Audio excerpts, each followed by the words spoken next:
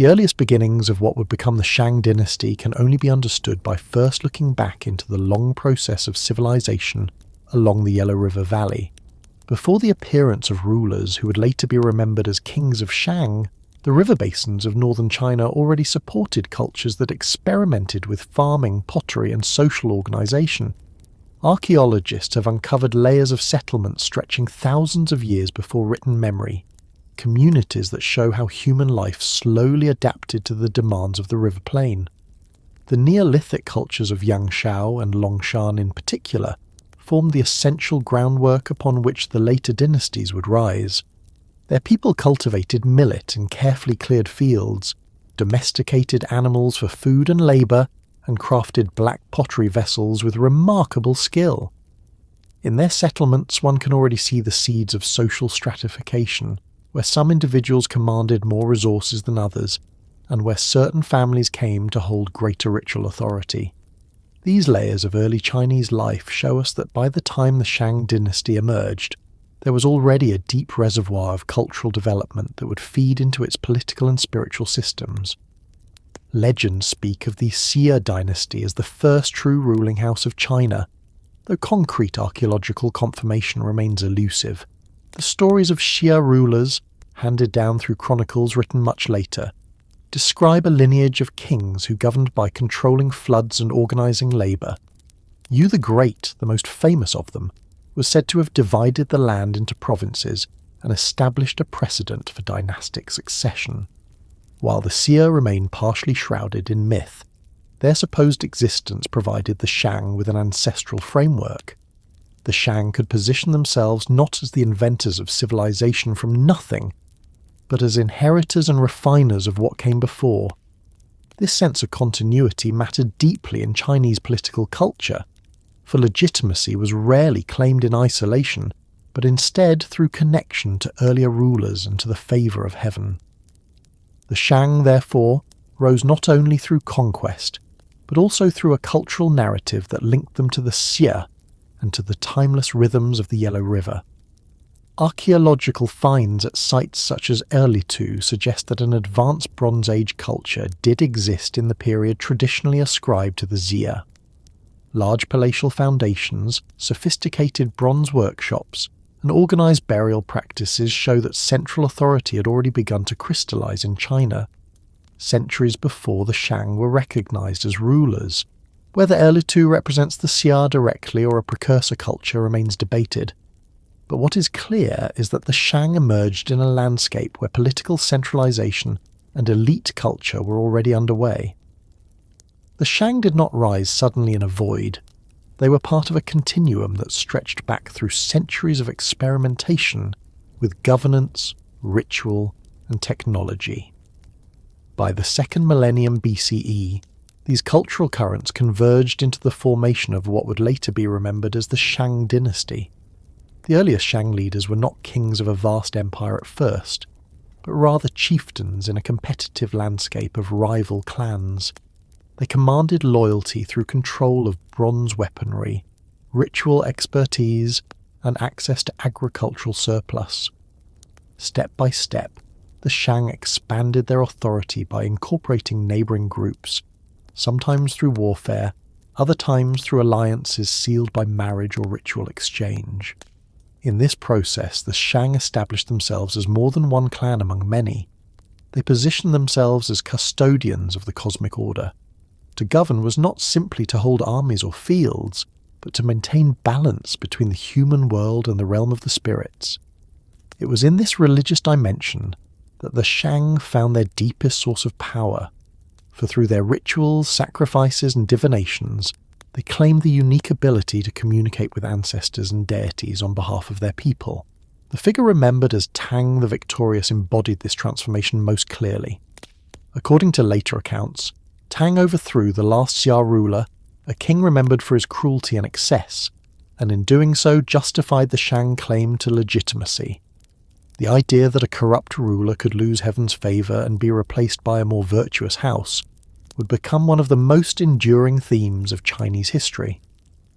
While the concept of the mandate of heaven was articulated more fully by the Zhou who came after the Shang, The seeds of this doctrine were already present in Tang's victory. His conquest symbolized not only a military triumph, but a moral one. By establishing the Shang as rightful rulers, Tang connected earthly politics to cosmic will. Once Tang consolidated power, the Shang began to shape their realm through both practical governance and religious ritual. They moved their capital several times, a feature that has puzzled scholars for centuries. Rather than fixing themselves to one permanent city, the Shang kings relocated their political and ritual centres in a pattern that reflected both strategic and spiritual concerns. The shifting capitals allowed the rulers to assert control over different regions, manage agricultural zones, and reaffirm their legitimacy in new ceremonial contexts. Each move involved the construction of palaces, temples, and workshops, creating archaeological layers that today reveal the sophistication of Shang urban planning. These cities were not mere clusters of houses, but centres of administration, production, and ritual life. Bronze technology marked one of the most distinctive features of Shang civilization. The ability to cast large bronze vessels using piece mold techniques gave the Shang a technological edge over their rivals, and allowed them to produce ritual objects of remarkable scale and complexity.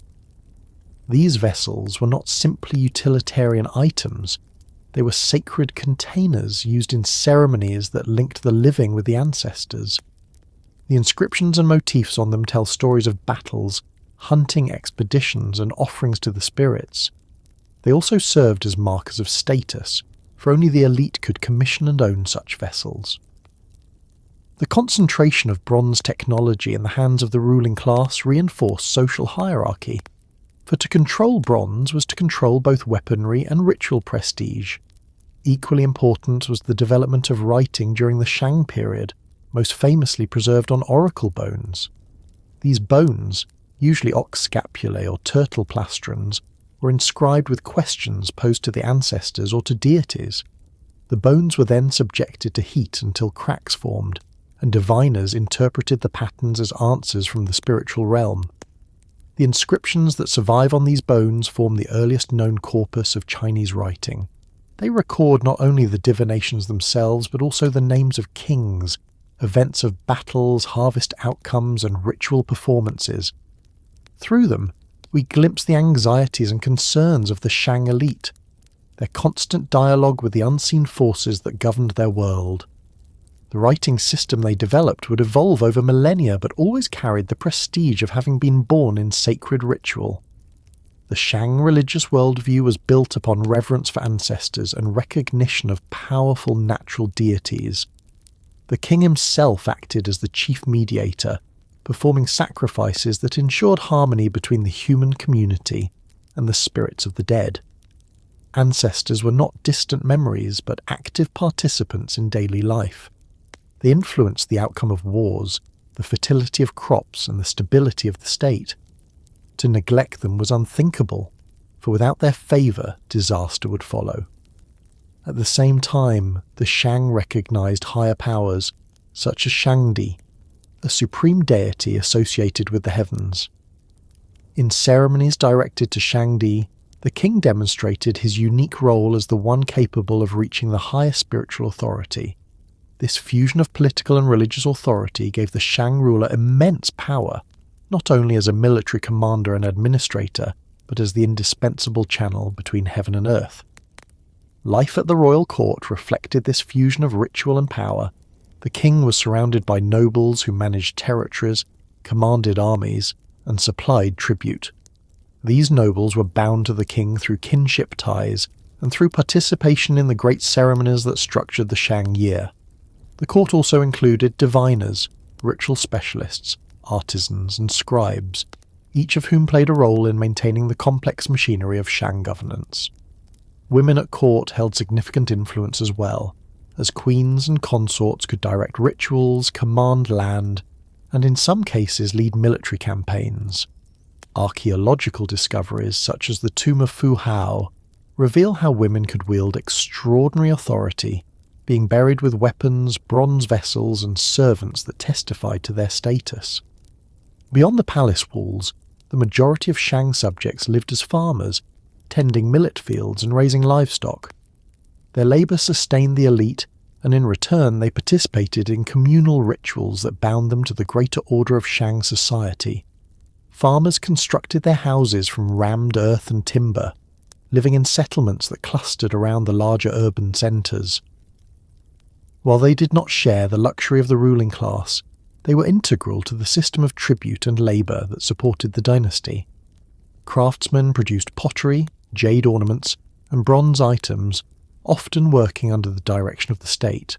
Their skills ensured that the rituals of the elite could be performed with the appropriate objects, reinforcing the cycle of spiritual and political power. The military power of the Shang was another pillar of their dominance. Chariot warfare, introduced during this period, transformed the scale and speed of battles.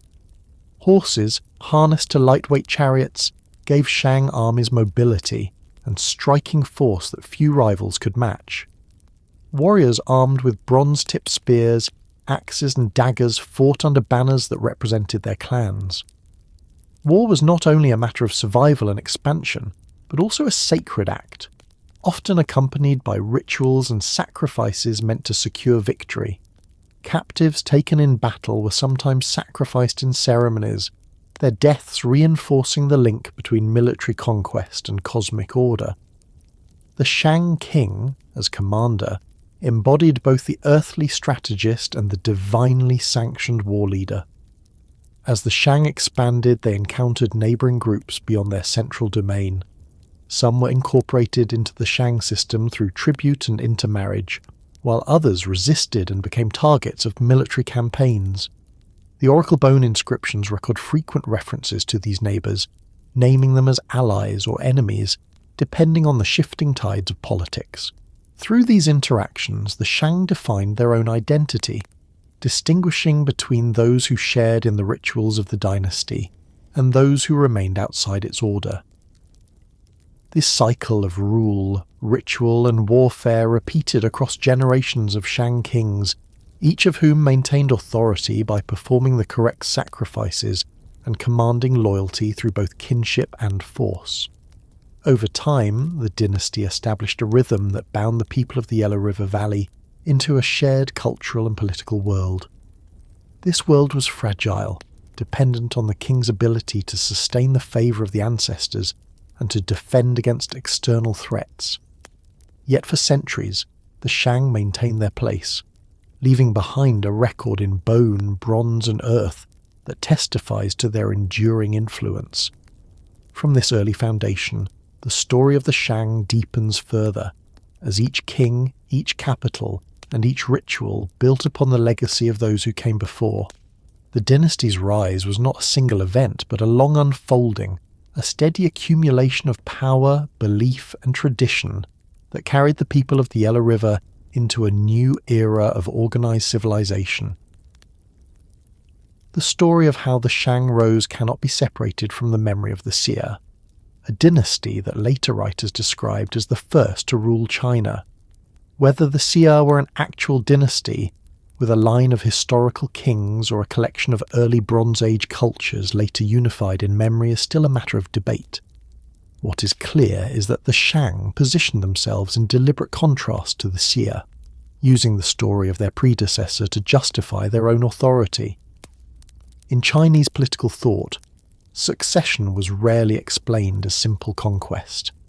It was framed instead as the replacement of a failing order with a virtuous one, a process sanctioned by higher forces. The Shang's rise was narrated through this lens, and the Xia became the necessary backdrop against which Tang the Victorious established his legitimacy. The last Xia ruler, known in tradition as Ji, was remembered as a tyrant. Accounts written centuries after his reign describe him as indulgent, cruel, and disconnected from the needs of his people. He was said to have built lavish palaces, demanded endless labour, and ignored the suffering of his subjects. Whether these depictions are exaggerated by Shang and later Zhou chroniclers seeking to justify dynastic change is likely. But the moral of the story mattered more than the details. Ji embodied the dangers of rulers who abandon virtue, and his downfall became the foundation of Shang legitimacy. By defeating Ji, Tang was not merely a warlord claiming territory. He was a chosen leader restoring the cosmic balance. This pattern of remembering the past became a model for all subsequent Chinese dynasties, each of which told its story in terms of virtue lost and virtue regained. The military dimension of Tang's rise was no less important. Archaeological discoveries point to increasing conflict in the Yellow River Basin during the 2nd millennium BCE. Chariot warfare was not yet widespread, but organised armies with bronze weapons were already transforming the balance of power between competing clans. Tang gathered his followers, built alliances, and prepared for confrontation with the Xia. The decisive battle, later called the Battle of Mingtiao, was described as taking place under stormy skies, with winds and rain symbolically representing heaven's disapproval of Jie. Tang's forces triumphed, and the Xia king fled, bringing an end to his house and opening the way for the Shang to rule. The story preserved in later chronicles frames the event as both military victory and cosmic judgment, reinforcing the idea that Shang authority rested not simply on strength but on divine sanction. The Shang did not erase the Xia from memory. Rather, they absorbed and reframed them. In ritual ceremonies, Shang kings acknowledged earlier rulers, presenting themselves as their rightful successors rather than usurpers. This continuity mattered, for it allowed the Shang to ground their power in an unbroken chain of rulership stretching back into antiquity. The people who had lived under the Xia were not cast out of history, but reoriented within a new framework where the Shang stood as guardians of order. In doing so, the Shang both legitimized themselves and created a powerful narrative pattern that later dynasties would repeat. The institutional changes brought by the Shang reveal how they capitalized on their inheritance while introducing new forms of rule. The Xia, to the extent that they existed historically, may have governed through loose networks of kinship and tribal authority. The Shang took this foundation and layered on more explicit ritual centralization. Their rulers not only commanded armies and collected tribute, but also positioned themselves as indispensable intermediaries with the spiritual realm. Through sacrifices and divinations, they claimed authority not just over people, but over the forces that shaped harvests, weather, and victory in war. This integration of political and religious authority marked a decisive shift, for it meant that loyalty to the king was loyalty to the very order of the cosmos. Archaeological finds strengthen this picture. At Erlitou, associated by many with the Xia, large palatial complexes and early bronze workshops suggest a society experimenting with central rule. At Erlegang and later at Anyang, sites linked directly to the Shang, this system reached full maturity. Massive walled cities, standardized bronze production, and richly furnished tombs reveal a society that had consolidated authority more completely. The Shang were not starting from nothing. They inherited traditions of organization and metallurgy from earlier cultures, but they amplified these traditions, bringing them to a scale and sophistication unmatched before them. The transition from Xia to Shang was thus less a rupture than an acceleration, a leap forward built on older foundations. The role of heaven in this process looms large. While the Zhou later formalized the doctrine of the mandate of heaven, the idea that cosmic will determine political legitimacy was already present in Shang ideology. Tang's victory was remembered not as the triumph of one man over another, but as heaven's judgment against a corrupt ruler. This religious framing was not abstract philosophy. It was enacted through ritual. After victories, Shang kings offered sacrifices to ancestors and deities, giving thanks for their support. Diviners inscribed bones with questions about future campaigns, harvests, and the king's well-being. Each crack on a bone was interpreted as a message from the unseen world, confirming or challenging the king's decisions. In this way, the Shang institutionalized their connection to higher powers, embedding their rule in a structure that transcended human politics. Tang's leadership also emphasized the moral dimensions of kingship. Later texts record his speeches urging moderation, justice, and care for the people. Whether Tang truly delivered these speeches or whether they were crafted by later scribes to model ideal rulership, the message was clear. The Shang king was to be a shepherd of his people, not a tyrant. By presenting Tang as the antithesis of Ji, tradition cemented the moral foundation of Shang authority. This moral framing of kingship would become central to Chinese political culture, where rulers were judged not only on their military or administrative success, but also on their adherence to virtue. The rise of the Shang therefore represented both continuity and transformation. They continued the trajectory of early Bronze Age centralization, drawing upon the legacy of the seer, but they transformed the scale and meaning of kingship. Through ritual, bronze and writing, they established a dynasty that claimed both earthly and cosmic authority. Their victory over the Jia was remembered not simply as conquest, but as renewal, a restoration of order that had been corrupted by tyranny. This narrative gave them the legitimacy to expand, to shift capitals, and to weave together a realm that stretched across the Yellow River Valley. In the centuries that followed, the Shang rulers would continue to reinforce this legacy. They referred back to Tang's victory in their rituals, invoking his name alongside that of the ancestors. They ensured that the story of the Xia's corruption and downfall remained alive, for it reminded both rulers and ruled of the fragile balance between virtue and disaster. The Shang did not rise in isolation. They rose through contrast, inheriting the memory of a dynasty that had fallen and transforming that memory into the foundation of their own rule. This dynamic of inheritance and renewal gave the Shang their enduring strength. It tied their authority to a past that stretched beyond memory, while also giving them the flexibility to adapt to new challenges. The story of Tang's triumph over Ji was told and retold, shaping not only how the Shang saw themselves, but how all later dynasties would understand the cycle of history. Kingship in China would forever after be bound to this pattern. When rulers failed in virtue, heaven would withdraw its support and a new house would rise. The Shang set this precedent, and it became the heartbeat of Chinese political thought for millennia to come.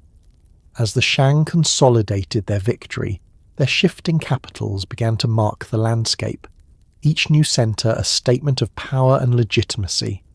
The dynasty's rulers established palaces and ritual sites, gathering artisans and farmers, soldiers and diviners to serve the growing needs of the state.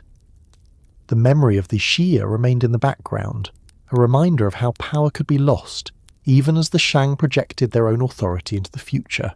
From the stories of Tang's rise, the dynasty moved forward into centuries of expansion, ritual innovation, and cultural achievement that would define one of the most formative periods of Chinese history. That's about 2,150 words for part 2. Do you want me to continue straight into the next section about Tang the Victorious and the Mandate of Heaven, keeping the same uninterrupted flow? You said 3. The founding King Tang and the Mandate of Heaven. ChatGPT said, "All right, now I'll move into the third part, the founding King Tang and the Mandate of Heaven.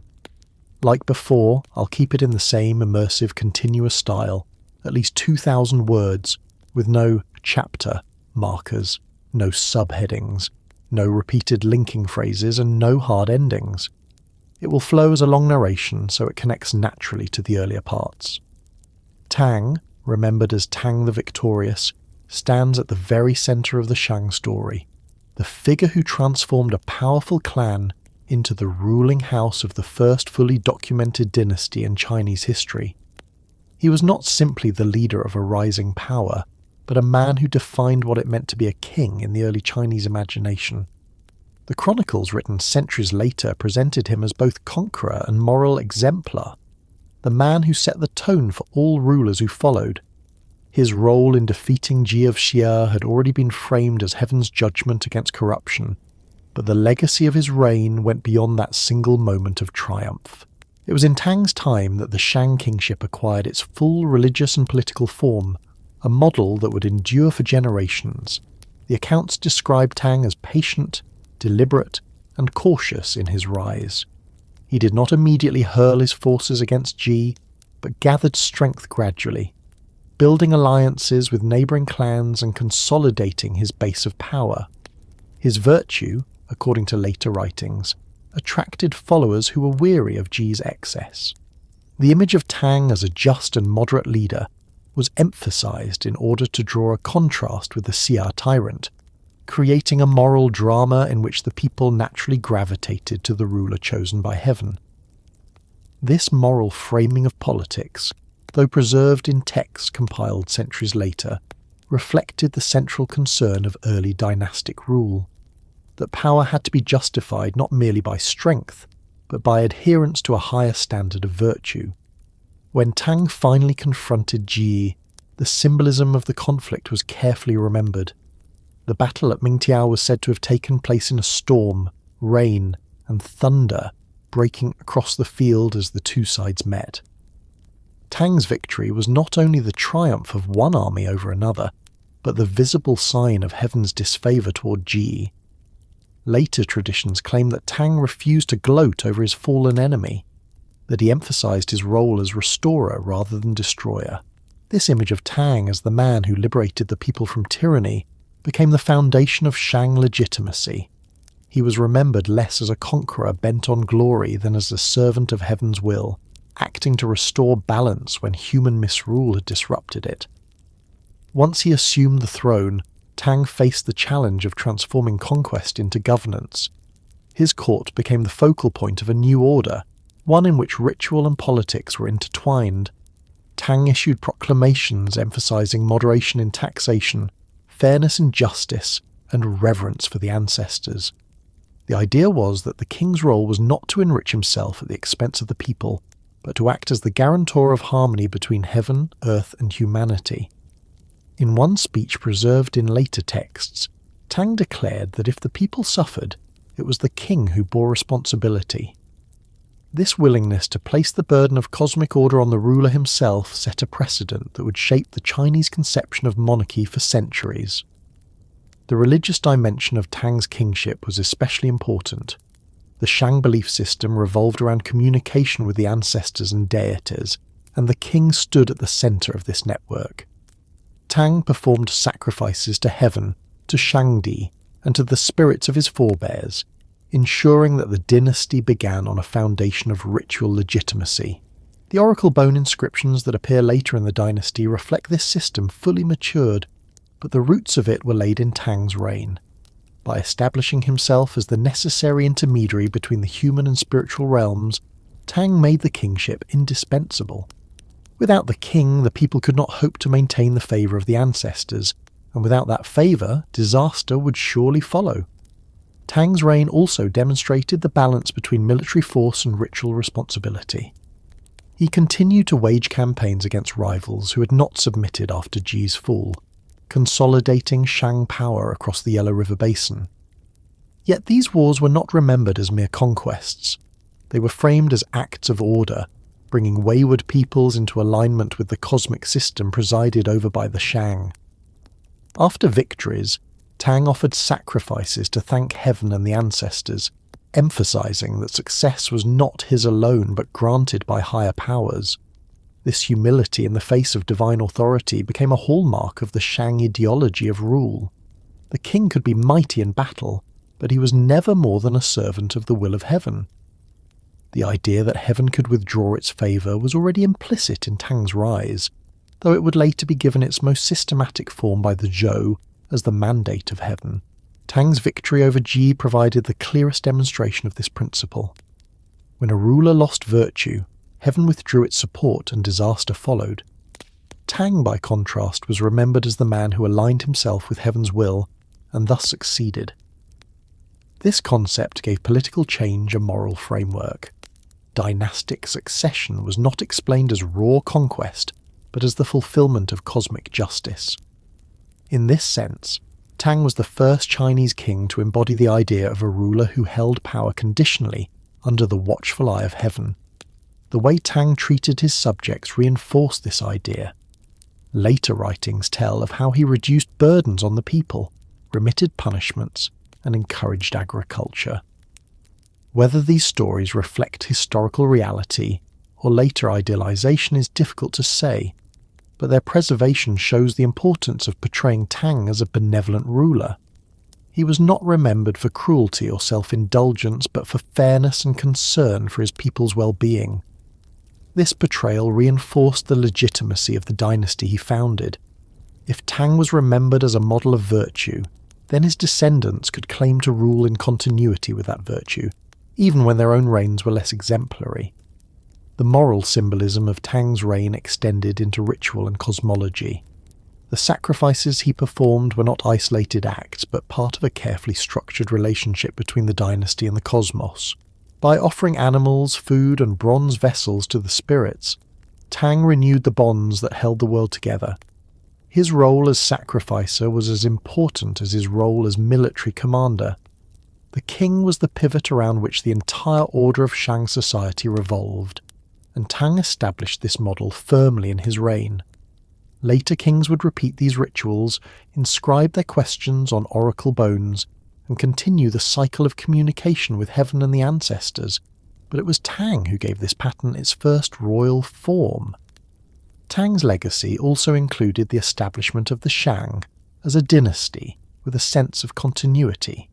He did not present himself as a lone hero, but as the founder of a line that would continue. This dynastic principle meant that authority was not only personal but hereditary, passed from one generation to the next under the same divine mandate. Tang's descendants could thus claim to inherit not only his throne but his relationship with heaven. The dynasty became more than a family. It became an institution sanctioned by the cosmos itself. This was a crucial innovation, for it meant that legitimacy did not need to be reinvented with each ruler but could be carried forward through the line of succession. The memory of Tang endured throughout the Shang and beyond. Later kings invoked his name in ritual, calling upon his spirit as part of the ancestral assembly. His victory over Ji was retold as the archetype of dynastic renewal. Even the Zhou, who eventually overthrew the Shang, acknowledged Tang as a figure of virtue.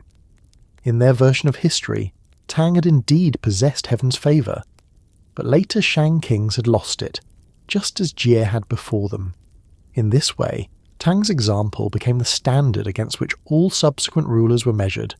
He was the benchmark of virtue, the model of a king who ruled in harmony with heaven and brought prosperity to his people. Archaeological discoveries give some support to this portrayal. The wealth of the Shang, visible in their bronzes, tombs, and city foundations, suggests a society organised on a scale unprecedented in earlier times. The central role of the king in directing ritual, production, and warfare is evident in the material record. While the speeches attributed to Tang may be later constructions, the basic outlines of his reign, as conqueror of Xia, founder of the Shang, and first mediator between heaven and his people, fit the evidence of a dynasty that began with both military power and religious authority firmly united in the person of its king. In remembering Tang, later tradition emphasized not only what he achieved, but how he achieved it. His moderation, his humility before heaven, his concern for the people, all were contrasted with Ji's arrogance and cruelty. This contrast provided the moral framework for understanding political change. A dynasty could rise if it aligned with heaven, but it would fall if it succumbed to corruption. Tang's story, therefore, was not just the beginning of the Shang, but the beginning of a way of thinking about history itself. The cycles of virtue and decline, rise and fall, were given their first clear expression in the narrative of Tang's victory. From this foundation, the Shang moved forward into centuries of rule, each king inheriting the mantle that Tang had established. His reign became a touchstone for legitimacy, a story retold whenever the dynasty needed to remind itself of the origins of its authority. The mandate of heaven, though named later, was already alive in the memory of Tang, the king who embodied heaven's will and gave shape to the dynasty that would dominate the Yellow River Valley for centuries to come. His example stood not as a closed chapter, but as a continuous presence in the rituals, politics, and ideology of the Shang, a reminder that kingship was always conditional, always dependent on the balance between human virtue and cosmic favour. Tang, remembered as Tang the Victorious, stands at the very centre of the Shang story, the figure who transformed a powerful clan into the ruling house of the first fully documented dynasty in Chinese history. He was not simply the leader of a rising power, but a man who defined what it meant to be a king in the early Chinese imagination. The chronicles written centuries later presented him as both conqueror and moral exemplar, the man who set the tone for all rulers who followed. His role in defeating Ji of Xia had already been framed as heaven's judgment against corruption, but the legacy of his reign went beyond that single moment of triumph. It was in Tang's time that the Shang kingship acquired its full religious and political form, a model that would endure for generations. The accounts describe Tang as patient, deliberate, and cautious in his rise. He did not immediately hurl his forces against Ji, but gathered strength gradually, building alliances with neighbouring clans and consolidating his base of power. His virtue, according to later writings, attracted followers who were weary of Ji's excess. The image of Tang as a just and moderate leader was emphasised in order to draw a contrast with the Xia tyrant, creating a moral drama in which the people naturally gravitated to the ruler chosen by heaven. This moral framing of politics, though preserved in texts compiled centuries later, reflected the central concern of early dynastic rule, that power had to be justified not merely by strength, but by adherence to a higher standard of virtue. When Tang finally confronted Ji, the symbolism of the conflict was carefully remembered. The battle at Mingtiao was said to have taken place in a storm, rain, and thunder breaking across the field as the two sides met. Tang's victory was not only the triumph of one army over another, but the visible sign of heaven's disfavour toward Ji. Later traditions claim that Tang refused to gloat over his fallen enemy, that he emphasised his role as restorer rather than destroyer. This image of Tang as the man who liberated the people from tyranny became the foundation of Shang legitimacy. He was remembered less as a conqueror bent on glory than as a servant of heaven's will, acting to restore balance when human misrule had disrupted it. Once he assumed the throne, Tang faced the challenge of transforming conquest into governance. His court became the focal point of a new order, one in which ritual and politics were intertwined. Tang issued proclamations emphasizing moderation in taxation, fairness in justice, and reverence for the ancestors. The idea was that the king's role was not to enrich himself at the expense of the people, but to act as the guarantor of harmony between heaven, earth, and humanity. In one speech preserved in later texts, Tang declared that if the people suffered, it was the king who bore responsibility. This willingness to place the burden of cosmic order on the ruler himself set a precedent that would shape the Chinese conception of monarchy for centuries. The religious dimension of Tang's kingship was especially important. The Shang belief system revolved around communication with the ancestors and deities, and the king stood at the centre of this network. Tang performed sacrifices to heaven, to Shangdi, and to the spirits of his forebears, ensuring that the dynasty began on a foundation of ritual legitimacy.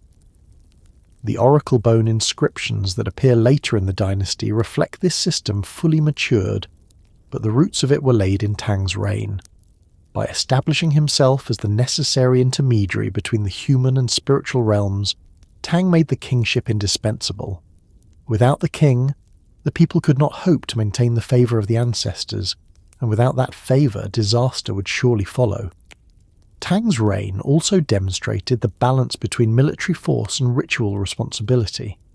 He continued to wage campaigns against rivals who had not submitted after Jai's fall, consolidating Shang power across the Yellow River Basin.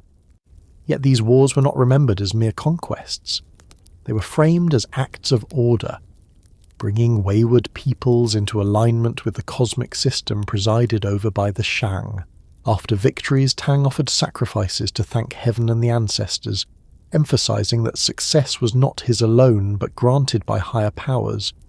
This humility in the face of divine authority became a hallmark of the Shang ideology of rule. The king could be mighty in battle, but he was never more than a servant of the will of heaven. The idea that heaven could withdraw its favour was already implicit in Tang's rise, though it would later be given its most systematic form by the Zhou as the mandate of heaven. Tang's victory over Ji provided the clearest demonstration of this principle. When a ruler lost virtue, heaven withdrew its support and disaster followed. Tang, by contrast, was remembered as the man who aligned himself with heaven's will and thus succeeded. This concept gave political change a moral framework. Dynastic succession was not explained as raw conquest, but as the fulfillment of cosmic justice. In this sense, Tang was the first Chinese king to embody the idea of a ruler who held power conditionally under the watchful eye of heaven. The way Tang treated his subjects reinforced this idea. Later writings tell of how he reduced burdens on the people, remitted punishments, and encouraged agriculture. Whether these stories reflect historical reality or later idealization is difficult to say, but their preservation shows the importance of portraying Tang as a benevolent ruler. He was not remembered for cruelty or self-indulgence, but for fairness and concern for his people's well-being. This portrayal reinforced the legitimacy of the dynasty he founded. If Tang was remembered as a model of virtue, then his descendants could claim to rule in continuity with that virtue, even when their own reigns were less exemplary. The moral symbolism of Tang's reign extended into ritual and cosmology. The sacrifices he performed were not isolated acts, but part of a carefully structured relationship between the dynasty and the cosmos. By offering animals, food, and bronze vessels to the spirits, Tang renewed the bonds that held the world together.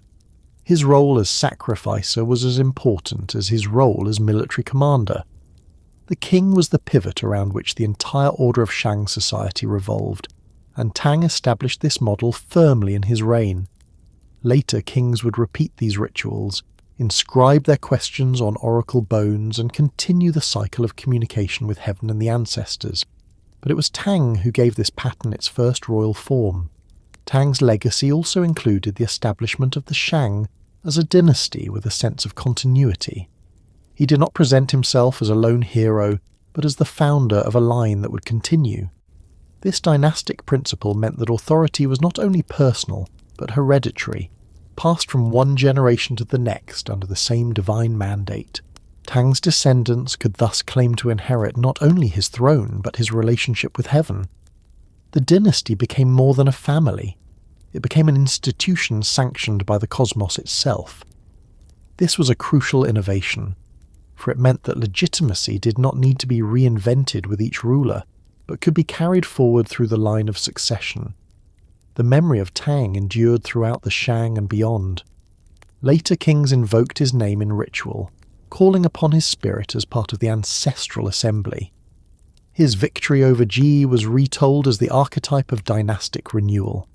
Even the Zhou, who eventually overthrew the Shang, acknowledged Tang as a figure of virtue. In their version of history, Tang had indeed possessed heaven's favour, but later Shang kings had lost it, just as Ji had before them. In this way, Tang's example became the standard against which all subsequent rulers were measured. He was the benchmark of virtue, the model of a king who ruled in harmony with heaven and brought prosperity to his people. Archaeological discoveries give some support to this portrayal. The wealth of the Shang, visible in their bronzes, tombs, and city foundations, suggests a society organised on a scale unprecedented in earlier times. The central role of the king in directing ritual, production, and warfare is evident in the material record.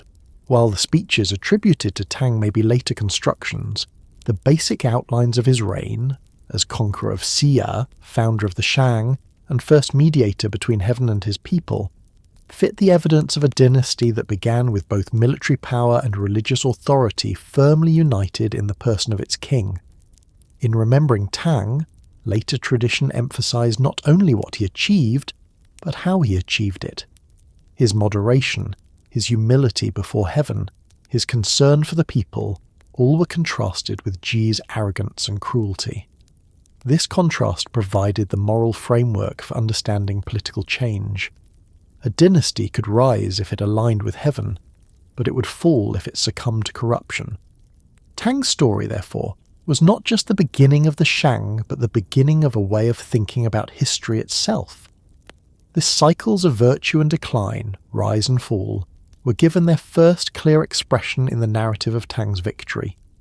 From this foundation, the Shang moved forward into centuries of rule, each king inheriting the mantle that Tang had established.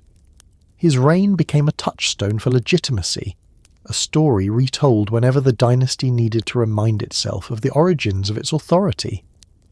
The Mandate of Heaven, though named later, was already alive in the memory of Tang, the king who embodied heaven's will and gave shape to the dynasty that would dominate the Yellow River Valley for centuries to come. His example stood not as a closed chapter, but as a continuous presence in the rituals, politics, and ideology of the Shang, a reminder that kingship was always conditional, always dependent on the balance between human virtue and cosmic favour.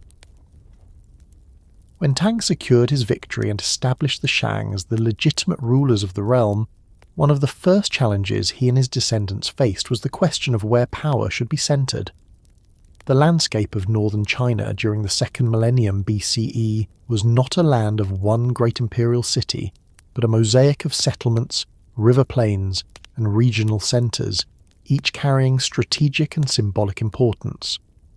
Unlike later dynasties that fixed their capitals for centuries at a time, the Shang developed a pattern of shifting capitals, moving their seats of power from one location to another over the course of their rule. This practice has puzzled historians and archaeologists for generations, yet when viewed within the Shang worldview, it reveals much about how they conceived authority, legitimacy, and the delicate balance between human and cosmic forces. The early Shang kings did not inherit a single fixed centre from which to govern. Their rise had been forged in a landscape of rival clans and competing settlements, and even after Tang's triumph, their control was not absolute. Establishing a capital meant more than simply building a palace. It meant anchoring the dynasty's authority in a specific place, binding human community and spiritual order together. The Shang kings understood that power was not only a matter of geography, but of ritual geography. A capital was both a political hub and a sacred centre, a place where sacrifices could be made to ancestors, and where communication with heaven could be mediated. Moving the capital was therefore not merely an administrative decision, but a profound act of reorientation, both earthly and cosmic. Archaeological evidence supports this picture.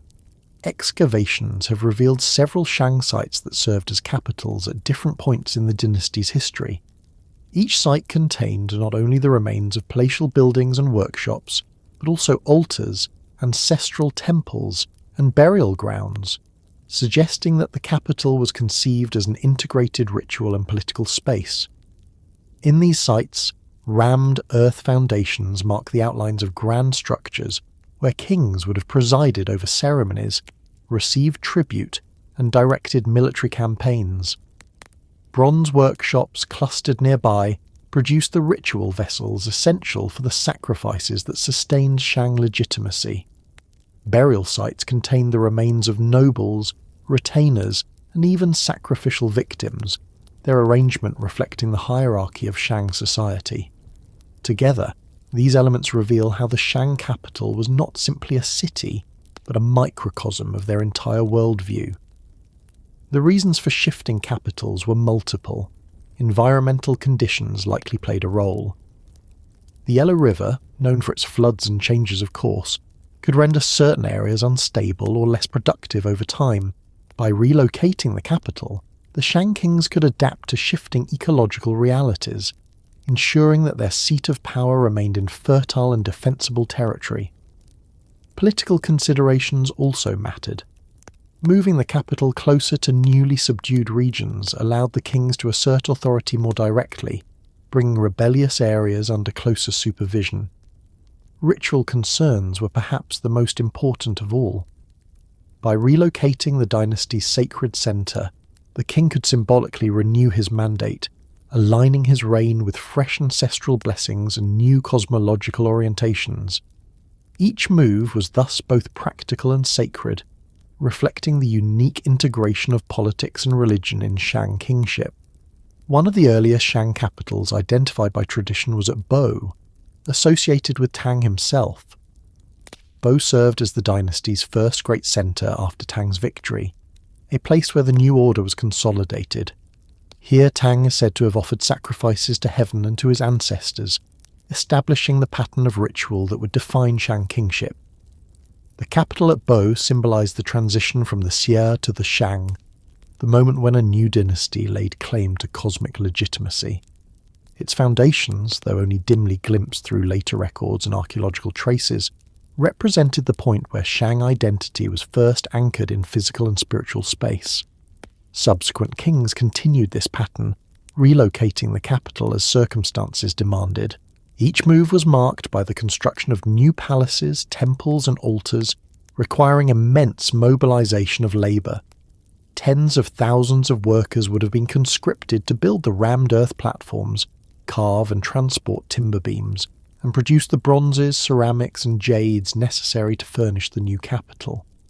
These massive undertakings were themselves demonstrations of royal power, proof that the king could command the resources of his realm to reshape the landscape according to his will. At the same time, they reinforced the ritual significance of kingship, for only the king could consecrate a new capital through sacrifice, aligning it with the ancestral order. The archaeological site of Zhengzhou, identified with the early Shang period, provides a vivid example of this process. The remains of city walls more than 7 meters thick, enclosing an area of nearly 3 square kilometers, reveal the scale of Shang urban planning. Within the walls, foundations of large buildings suggest palatial complexes, while bronze foundries indicate the production of ritual vessels on a massive scale. Tombs of elites contain bronzes, jades and sacrificed animals, reflecting both wealth and ritual practice. Zhengzhou demonstrates that the Shang capital was both fortress and ritual centre, a place where military might and spiritual authority converged. It also shows the capacity of the Shang kings to mobilize resources far beyond those of earlier cultures, transforming the landscape into a visible symbol of dynastic power. The shifting capitals also reflected the fluid nature of Shang political control. Unlike later dynasties that extended their rule through elaborate bureaucracies, the Shang governed through a network of kinship ties and regional lords. Many areas were ruled by relatives of the king, who held authority in their own right but remained subordinate through ritual obligations and military service. By moving the capital, the king could reposition himself at the centre of this network, reinforcing bonds of loyalty and asserting his role as supreme mediator. Each new capital was a recalibration of power, a way of re-establishing the balance between the central dynasty and its regional allies. Ritual continuity remained the thread binding these relocations together. In each new capital, ancestral temples were built, sacrifices were performed, and oracle bones were inscribed. The king's role as sacrificer ensured that the dynasty remained connected to its spiritual roots, even as its physical seat of power shifted. The movement of capitals thus did not weaken Shang identity but reinforced it, for each relocation was an act of renewal, a reaffirmation of the dynasty's connection to heaven and the ancestors. The culmination of this process came with the establishment of the capital at Yin, near modern Anyang. Yin became the final and most famous Shang capital, the place where the dynasty's cultural and ritual life reached its fullest expression. Here the oracle bone inscriptions have been found in vast numbers, providing direct testimonies to the concerns of the kings. Here the great tombs of nobles and queens, such as that of Fu Hao, reveal the wealth, power and ritual sophistication of Shang society. Yin was not the first Shang capital, but it became the definitive one, the place where the dynasty's identity crystallized. The fact that the Shang are sometimes called the Yin dynasty in later texts reflects the enduring importance of this final centre. The pattern of shifting capitals therefore reveals much about the Shang conception of kingship and power. It shows that the king was not bound to one place but could relocate the axes of the dynasty as circumstances required. It demonstrates that political authority was inseparable from ritual geography, that to move the capital was to realign the entire relationship between the dynasty and the cosmos. It underscores the capacity of the Shang to mobilize resources on a massive scale. building cities that were both administrative hubs and sacred centres, and it highlights the fluid, adaptive character of Shang rule, capable of reshaping itself without losing continuity. This fluidity did not mean instability. On the contrary, the very act of relocating the capital demonstrated the king's authority, for only he had the power to consecrate a new centre. Each move was an assertion of legitimacy, a proclamation that the dynasty remained favoured by heaven and supported by the ancestors. The people who laboured to build the new capital participated in this process, their work itself a form of ritual, binding them to the dynasty through sweat and sacrifice. The cities that rose from the earth were not only political centres, but embodiments of the cosmic order, tangible proof that the Shang kings held their mandate. Through these shifting capitals, the Shang left behind an archaeological footprint that continues to illuminate their world. The rammed earth walls, the palatial foundations, the bronze workshops, and the richly furnished tombs all speak to the integration of politics, ritual, and economy. They remind us that for the Shang, power was not abstract but physical, inscribed in the very layout of their cities and the objects buried within them. Each capital was a statement, a declaration that the dynasty stood at the centre of the world, aligned with heaven above and the ancestors below. The story of these capitals is thus inseparable from the story of the Shang themselves. Their movement across the landscape mirrored the dynasty's own evolution, from Tang's first establishment at Bo to the grandeur of Yin. Each relocation marked a new phase in the dynasty's history, each capital a new centre of power and ritual. Together they formed a chain of sacred sites, binding the dynasty's past, present and future into a single unfolding narrative of authority, legitimacy, and cosmic order. The rise of the Shang cannot be separated from their command of bronze technology.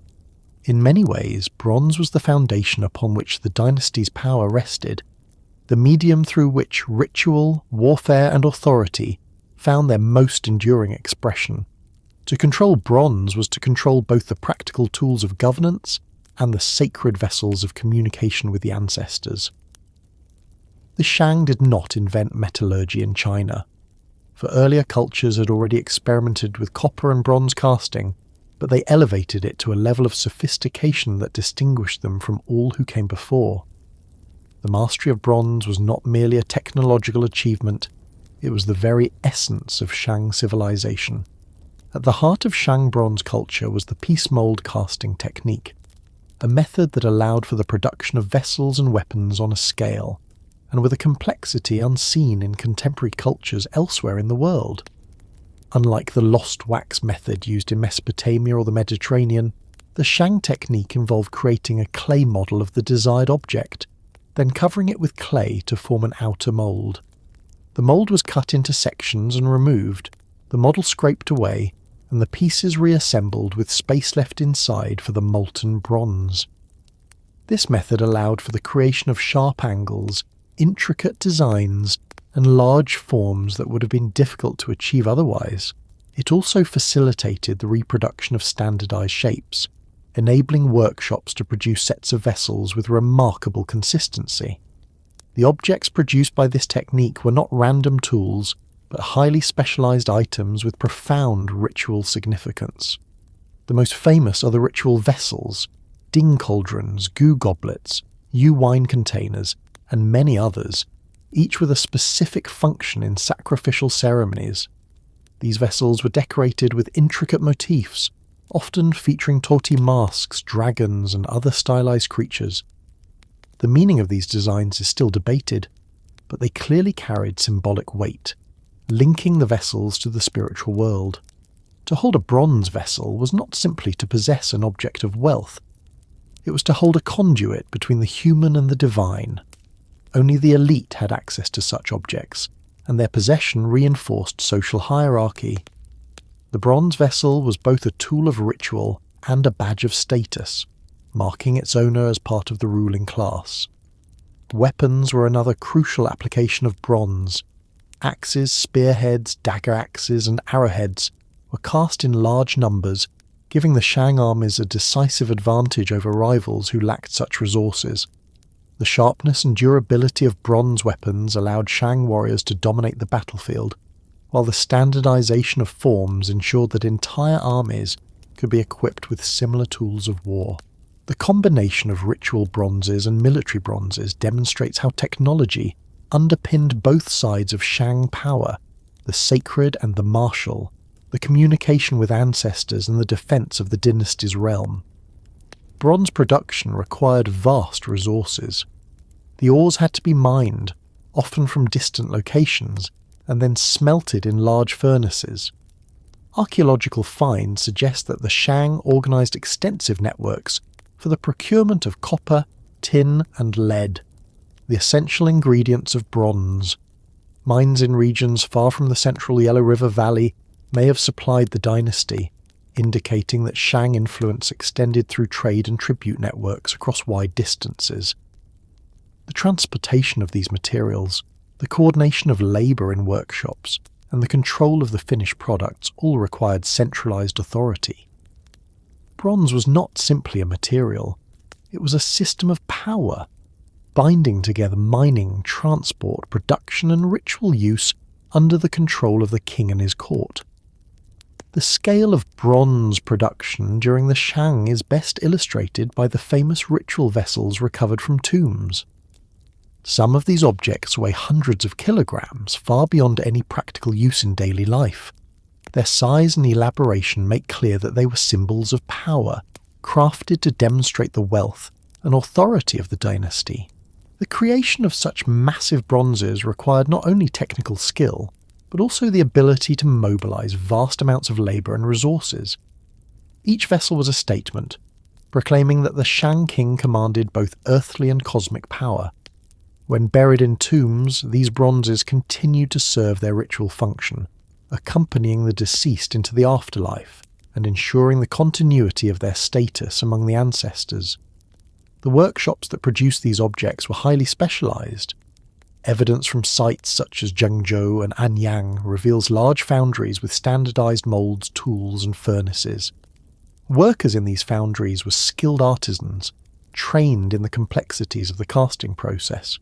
Their labour was directed not toward commercial markets, but toward the needs of the state and the elite. The concentration of bronze production in state-controlled workshops ensured that the dynasty maintained control over both the ritual and military uses of bronze. Unlike pottery or jade, which could be produced on smaller scales, bronze remained tightly bound to the authority of the king. The integration of bronze into ritual practice gave it a special place in Shang culture. In ceremonies conducted by the king, bronze vessels were used to offer wine, food, and animal sacrifices to the ancestors. The inscriptions that appear on later bronzes record the names of donors, the ancestors to whom offerings were made, and the circumstances of the ritual. These inscriptions demonstrate how bronzes were not only objects but records of sacred transactions. They embodied memory, linking present generations to the past and ensuring that the acts of devotion were preserved. In this way, bronze became the medium through which history itself was inscribed, the tangible link between human action and ancestral remembrance. The aesthetic dimension of Shang bronzes also deserves attention.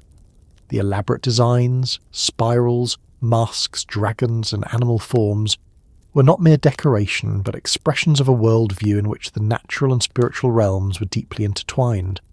The Tao Ti mask, with its staring eyes and symmetrical form, has been interpreted in many ways, as a protective spirit, a representation of ancestors, or a symbol of the transformative power of ritual. Whatever its precise meaning, its ubiquity on Shang bronzes testifies to its central place in the dynasty's symbolic vocabulary. To gaze upon a Tao Ti was to be reminded of the presence of the ancestors and the necessity of proper ritual observance. Bronze technology also influenced the broader economy. The organisation of mining, transport and production created networks that tied together diverse regions. Tribute in the form of raw materials or finished bronzes reinforced the bonds between the central dynasty and its peripheries. The labour required to build workshops, operate furnaces and produce moulds fostered specialisation and division of labour. These economic changes contributed to the growth of Shang society, integrating its people into a system where resources and skills were directed toward the needs of the dynasty. The presence of bronzes in tombs illustrates their role in defining social hierarchy. The richest burials contained vast numbers of bronzes, while more modest tombs had few or none. This distribution made clear that access to bronze was a privilege of the elite, a marker of their closeness to the king and to the ancestral spirits. The tomb of Fu Hao, one of the most famous discoveries at Anyang, contained over 100 bronzes, along with weapons, jades, and sacrificial victims. This assemblage demonstrated her extraordinary status as both queen and military leader, showing how bronze could embody both ritual and martial authority. For ordinary people, by contrast, bronze remained out of reach, a symbol of the power that governed their world, but one they could rarely touch directly. The technological sophistication of Shang bronzes left a lasting legacy. The techniques developed during this period set the standard for centuries of Chinese metallurgy. Later dynasties would continue to use the piece mould method, and the forms and motifs of Shang bronzes remained influential long after the dynasty itself had fallen. The very identity of Chinese civilization came to be associated with bronze, and the Shang were remembered as the pioneers of this tradition.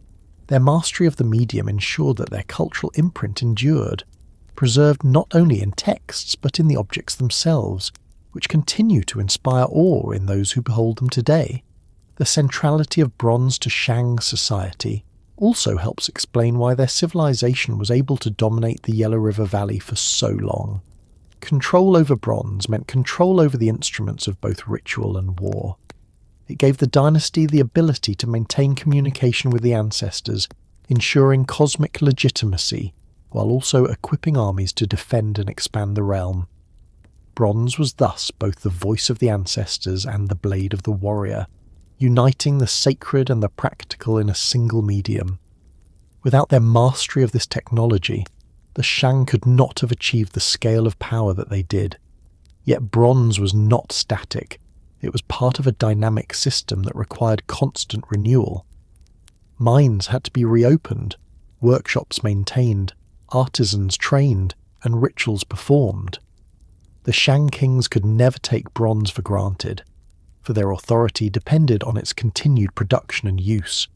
Each new vessel, each new weapon, was a reaffirmation of the dynasty's power, a reminder that the king remained at the centre of both human and cosmic order.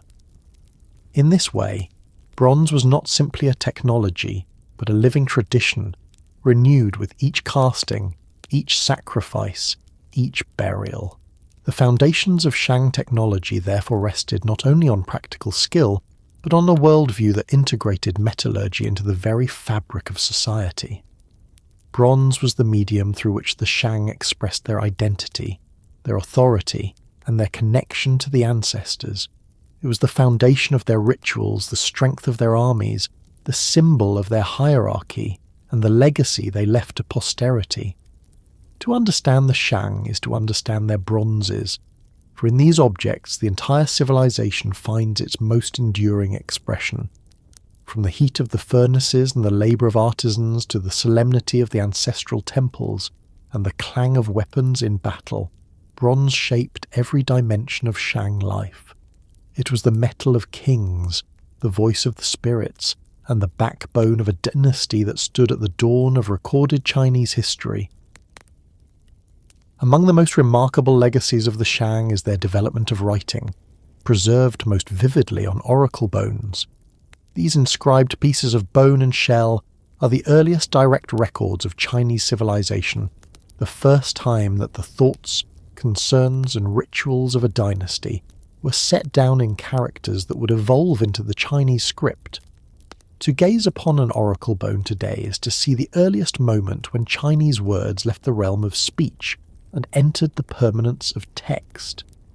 It is also to enter the world of Shang ritual, for these inscriptions were not casual writings, but sacred records of communication between humans and the spiritual realm.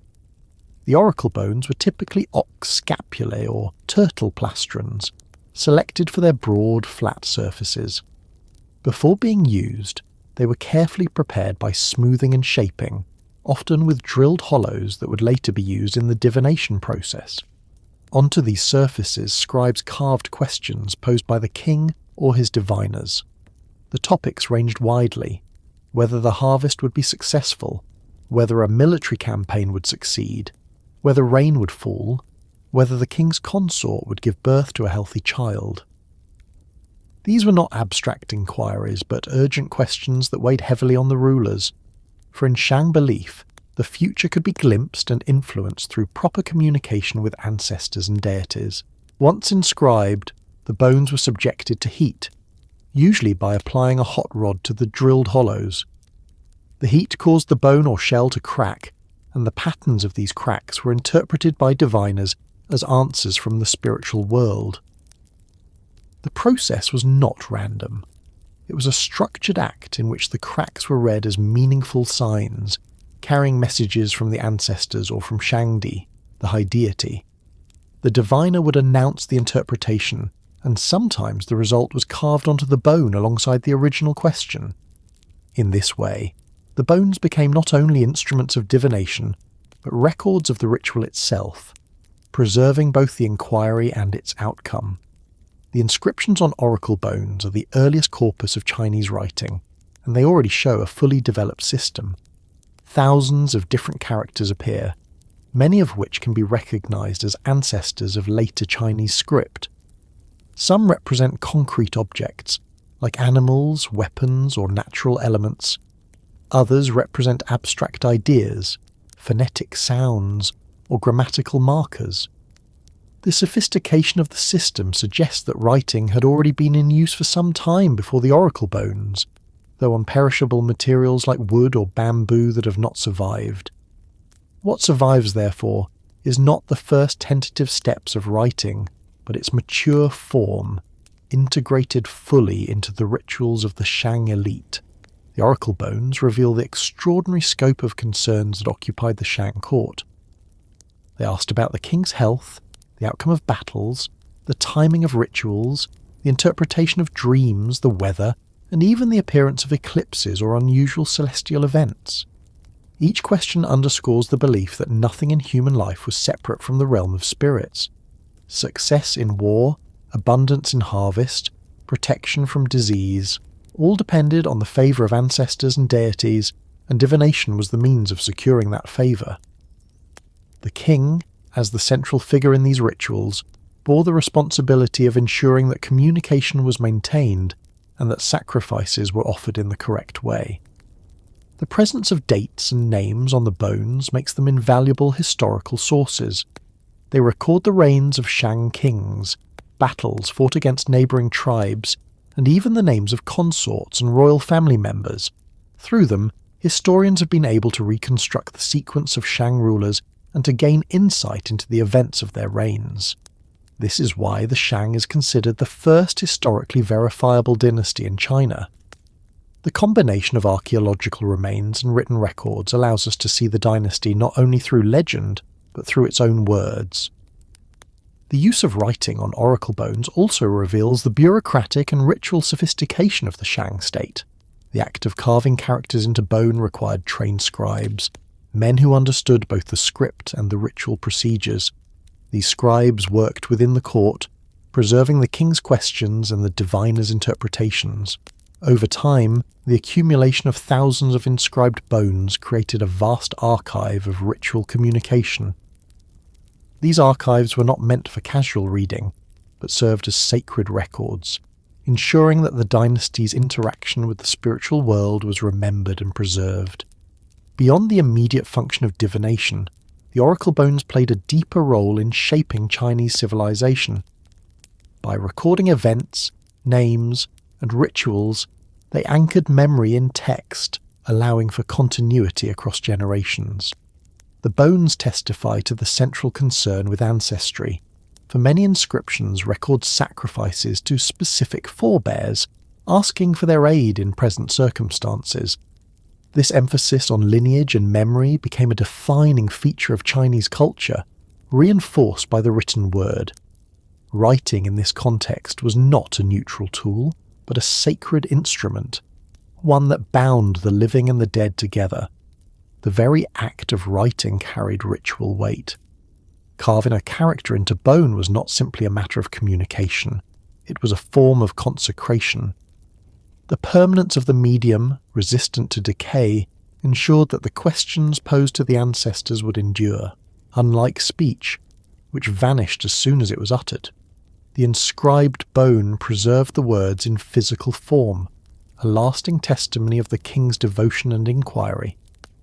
In this sense, the oracle bones embodied the intersection of technology and spirituality, transforming language into an enduring bridge between worlds. The themes that appear repeatedly in the inscriptions offer a glimpse into the rhythm of Shang life. Agriculture was a constant concern, with questions about the timing of planting, the likelihood of rain, and the success of harvests. Warfare appeared frequently, with inquiries about the outcome of campaigns, the loyalty of allies, and the possibility of enemy attacks. Illness and childbirth were also central, reflecting the fragility of life and the importance of dynastic continuity. Each of these concerns was addressed through divination, underscoring the belief that the ancestors' favour determined every aspect of existence. The oracle bones also illustrate the importance of ritual timing. Questions often asked whether a particular day was auspicious for sacrifice, hunting, or military action. The choice of timing was not arbitrary but guided by the advice of the ancestors, communicated through the cracks on the bones. In this way, the calendar of the Shang court was structured around divination, with rituals and actions carefully aligned to the rhythms of cosmic order. The king's role in directing these ceremonies reinforced his position as the indispensable link between human society and the spiritual realm.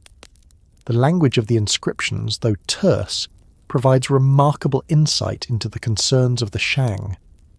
The formula typically included the date, the diviner's name, the question, and sometimes the interpretation and outcome. For example, an inscription might read, "On the day Jiazi, the king asked, 'Shall it rain tomorrow?' The diviner interpreted, 'It will rain.' It rained." Such simplicity belies the depth of meaning, for each record testified to the king's engagement with the ancestors and to the accuracy of the diviner's interpretation.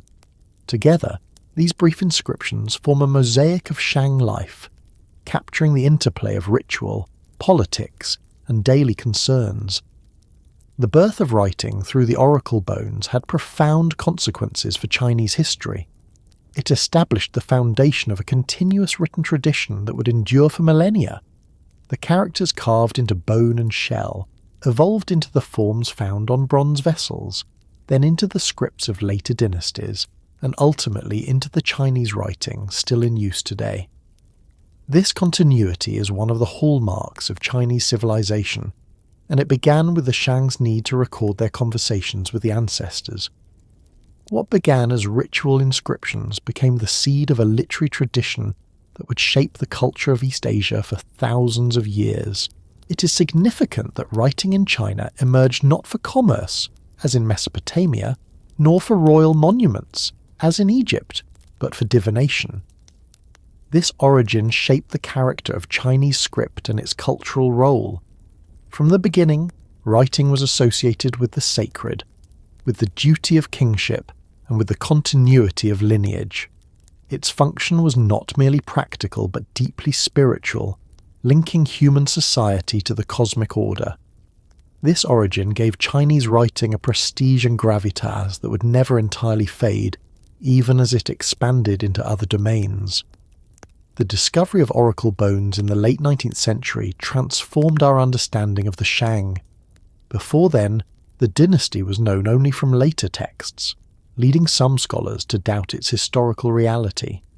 When farmers near Anyang unearthed bones inscribed with strange characters, later identified as ancient script, the reality of the Shang was confirmed. These fragments of bone and shell, buried for over 3,000 years, opened a window into the world of the earliest Chinese dynasty. They revealed not only that the Shang had existed, but that they had developed a sophisticated system of writing, ritual, and governance. The study of oracle bones continues to yield insights. Thousands have been recovered, yet each new discovery adds to our understanding of Shang religion, politics, and daily life. They remain the most direct voice of the Shang themselves, unmediated by later chroniclers. Through them, we can hear the questions that preoccupied the kings, the anxieties of their reigns, and the rituals that sustained their authority. The oracle bones are not simply artifacts, they're conversations across millennia, the preserved words of a civilization at the dawn of history. In the world of the Shang, the oracle bones were part of a larger system of ritual and belief, integrated into the cycle of sacrifice, divination, and ancestral reverence. They were the material expression of a worldview in which nothing was left to chance, where every action required alignment with the ancestors and with heaven. The act of inscribing a question, heating the bone, interpreting the cracks, and recording the outcome was a ritual in itself, binding the present moment to the eternal rhythms of the cosmos. From these bones, the birth of Chinese writing emerges not as a mundane development, but as a sacred act, inseparable from the concerns of kings and the favour of ancestors. The script carved into bone and shell carried within it the weight of dynasty, lineage, and cosmic order. It was the seed from which all later Chinese literature, philosophy, and history would grow. To trace the strokes on an oracle bone is to follow the first steps of a tradition that would shape the intellectual and cultural life of a civilization for thousands of years. Religion in the Shang world was not a separate sphere of life, not something confined to temples or private belief, but the very framework within which politics, warfare, agriculture, and family were all understood. To live under the Shang kings was to live in a world where every action, from planting fields to waging war, depended on proper communication with the spirits. The pantheon of deities and the revered ancestors of the ruling house formed a network that bound human society to the cosmic order. The king was the central figure in this network, the one who alone had the authority to mediate between the visible world and the invisible powers that governed its fate. At the highest level of this spiritual hierarchy stood Shangdi, often translated as the high god or supreme deity. Shangdi was associated with the heavens, with authority over natural phenomena, military success, and the well-being of the state. The oracle bones frequently record sacrifices and inquiries directed to Shangdi, especially in moments of crisis or uncertainty. Yet Shangdi was not a god who could be casually approached. Access to him was mediated through the ancestors, the spirits of deceased kings and nobles, who formed the crucial link between the human realm and the supreme power. The king's role was to conduct sacrifices that honoured these ancestors, who in turn could intercede with Shangdi on behalf of the dynasty. This emphasis on ancestors was the defining feature of Shang religion. Unlike cultures that directed worship primarily toward distant gods, the Shang placed their forebears at the heart of ritual life. The spirits of deceased kings were believed to remain active in the affairs of the living, capable of granting prosperity or sending disaster depending on whether they were honoured correctly. Each ancestor occupied a specific place in the hierarchy, with the most recent rulers closest to the living king and more distant ancestors fading gradually into the collective memory of the dynasty. Sacrifices of food, wine, jade, and bronze vessels were offered regularly to maintain their favour. Animal and human sacrifices, though more severe, were also performed, underscoring the seriousness with which this relationship was maintained. The king, as the chief ritualist, bore the responsibility of ensuring that the ancestors were properly revered. His role was not only political but profoundly spiritual, for if he failed to perform the rituals correctly, the entire kingdom might suffer. The oracle bone inscriptions make clear how often the king sought the advice of his ancestors, asking whether a sacrifice had been accepted, whether the spirits were pleased, whether additional offerings were needed. The ancestors were not passive, they were active participants in governance. Their approval required for every major decision. In this sense, Shang kingship was inseparable from ancestral worship, for the king's authority rested on his ability to maintain harmony with those who had gone before. The sacrifices themselves were elaborate affairs, conducted with precision and solemnity. Animals such as cattle, sheep, and dogs were commonly offered, their blood and flesh presented in bronze vessels. In more significant ceremonies, humans were sacrificed, often captives taken in battle. These sacrifices were not acts of cruelty in the Shang worldview, but necessary offerings to sustain the bond between the dynasty and its ancestors. The scale of these rituals could be immense, with hundreds of victims offered in a single ceremony. Archaeological evidence from tombs confirms the presence of sacrificed animals and humans, their remains carefully arranged around the burials of nobles and kings. These offerings ensured that the deceased would continue to hold power in the afterlife, and that their descendants would continue to benefit from their favour.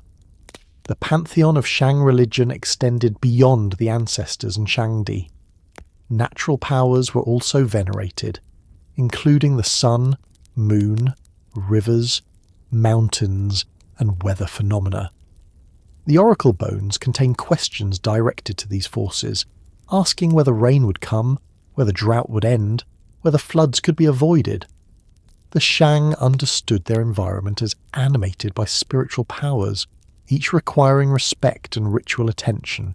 To neglect these forces was to risk disaster, for the natural world was inseparable from the spiritual order. In this way, religion structured not only politics, but agriculture, warfare, and daily survival. Dreams were another channel of communication with the spiritual realm. The oracle bones record inquiries about dreams experienced by the king or members of the court, seeking to understand whether they were messages from ancestors or omens of future events. The interpretation of dreams, like the reading of cracks on bones, was part of the ritual machinery that guided the dynasty. Every unusual occurrence, whether in the sky, in the body, or in the natural world, was understood as potentially significant, requiring divination and sacrifice to address. The role of women in Shang religion was significant, particularly at the royal level. Queens and consorts were often involved in rituals, and some, like Fu Hao, took on major ceremonial responsibilities. Fu Hao's tomb contained not only weapons and bronzes, but also evidence of sacrifices, suggesting her active role in religious as well as military affairs. Her status illustrates that in the Shang worldview, women of the royal house could serve as powerful intermediaries with the ancestors, reinforcing the dynasty's spiritual as well as political order. The collective nature of ancestor worship also shaped Shang society more broadly. Families at all levels revered their own dead, though on a smaller scale than the royal house. The principle was the same.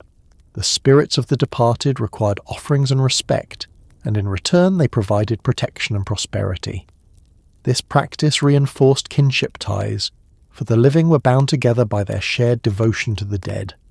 At the royal level, this principle was magnified, with the entire dynasty bound together by rituals directed to the founding ancestors and great kings of the past.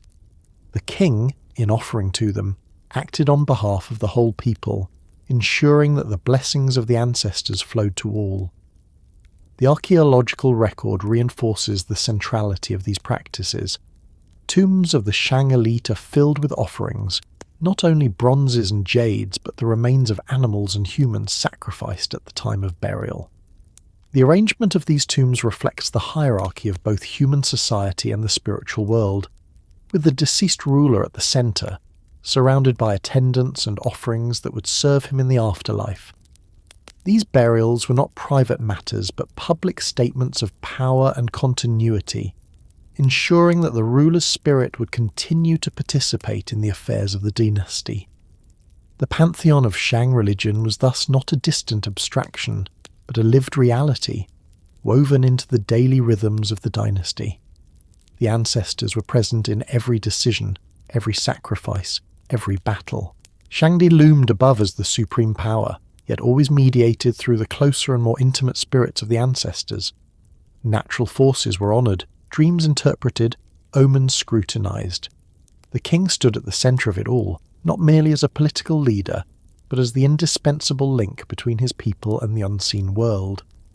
This religious system also provided a powerful means of legitimizing authority. By presenting themselves as the only ones capable of communicating with the ancestors and Shangdi, the kings ensured that their rule was seen as necessary and divinely sanctioned. The dynasty's survival depended on the proper performance of rituals, and only the royal house could guarantee that these rituals were carried out correctly. In this way, religion and politics were inseparable, each reinforcing the other in a cycle of legitimacy and power. The memory of ancestors was not static, but continually renewed through ritual. Each sacrifice was an act of remembrance, bringing the past into the present and ensuring its influence on the future. The cycle of offerings bound generations together, creating a continuous chain from the founding kings down to the living ruler. This continuity gave the dynasty stability, for even as individual kings came and went, the ancestral lineage endured. To honour the ancestors was to affirm the dynasty's place in the cosmic order, a place that could not easily be challenged without invoking the wrath of the spirits. The pantheon of Shang religion and the central practice of ancestor worship therefore stand as the heart of the dynasty's worldview. They explain why the king was both ruler and priest, why sacrifices were so elaborate, why writing developed first in the context of divination, and why the dynasty endured for centuries. In the Shang world, the ancestors were never gone. They were always present, watching, guiding, and demanding respect. To live rightly was to honour them, and to rule rightly was to serve them with the proper rituals. Through this sacred order, the Shang bound together the living, the dead, and the powers of heaven into a single, unbroken system of meaning and authority. The Shang dynasty was held together not only by its rituals and its connection to the ancestors, but also by the human machinery of power that surrounded the king. At the centre of this machinery stood the royal court, a space where politics, ritual, and administration merged into one. The court was not a place of leisure or ceremony in the sense of later dynasties, but the living heart of Shang authority, where decisions about war, tribute, sacrifice, and succession were made. To understand how the Shang ruled, one must look closely at the structure of this court and the hierarchy that defined it, for within its layers of nobles, officials, warriors, and ritual specialists lay the foundations of an early Chinese state. The king himself was the pivot of the system, the one who embodied both political and religious authority. He presided over sacrifices to the ancestors, commanded armies, and received tribute from subordinate lords. His word carried the force of law, though what we would call law was expressed less in written codes than in ritual obligation and dynastic command. The king's person was sacred, for he was the only one able to mediate between his people and the ancestors. His health, his dreams, and even his questions to the diviners were matters of collective importance, for they reflected the alignment of the dynasty with cosmic will. Around him clustered the layers of the court, each with its own duties, privileges, and responsibilities. Close to the king were members of the royal family, including brothers, sons, and nephews, who often held positions of command over regional territories.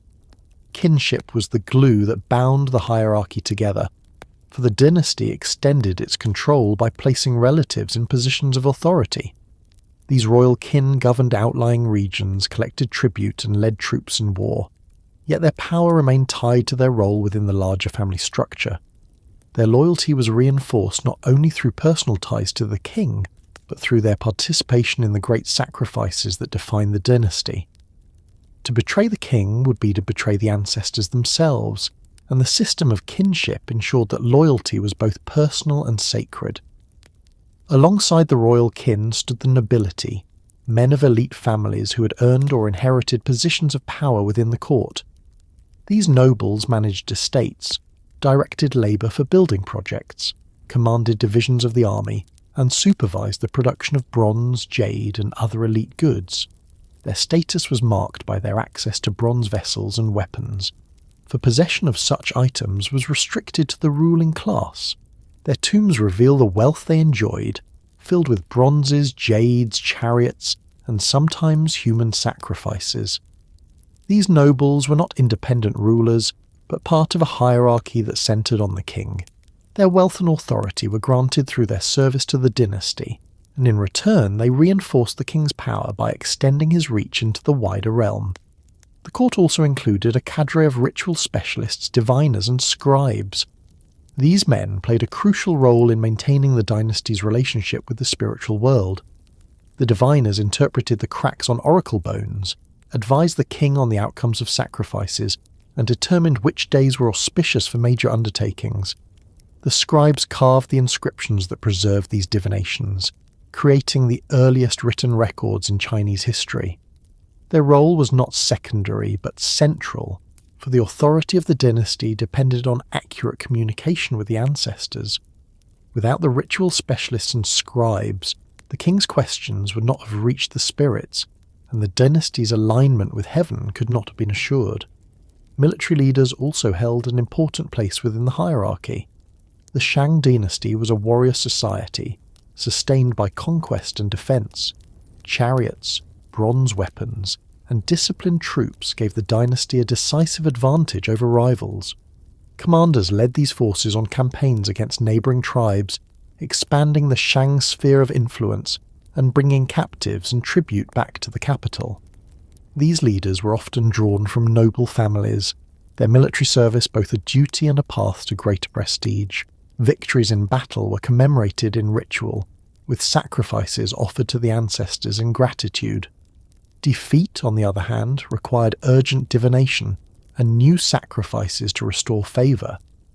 Thus, the military dimension of the court was inseparable from its ritual life, with war seen as both a political and spiritual enterprise.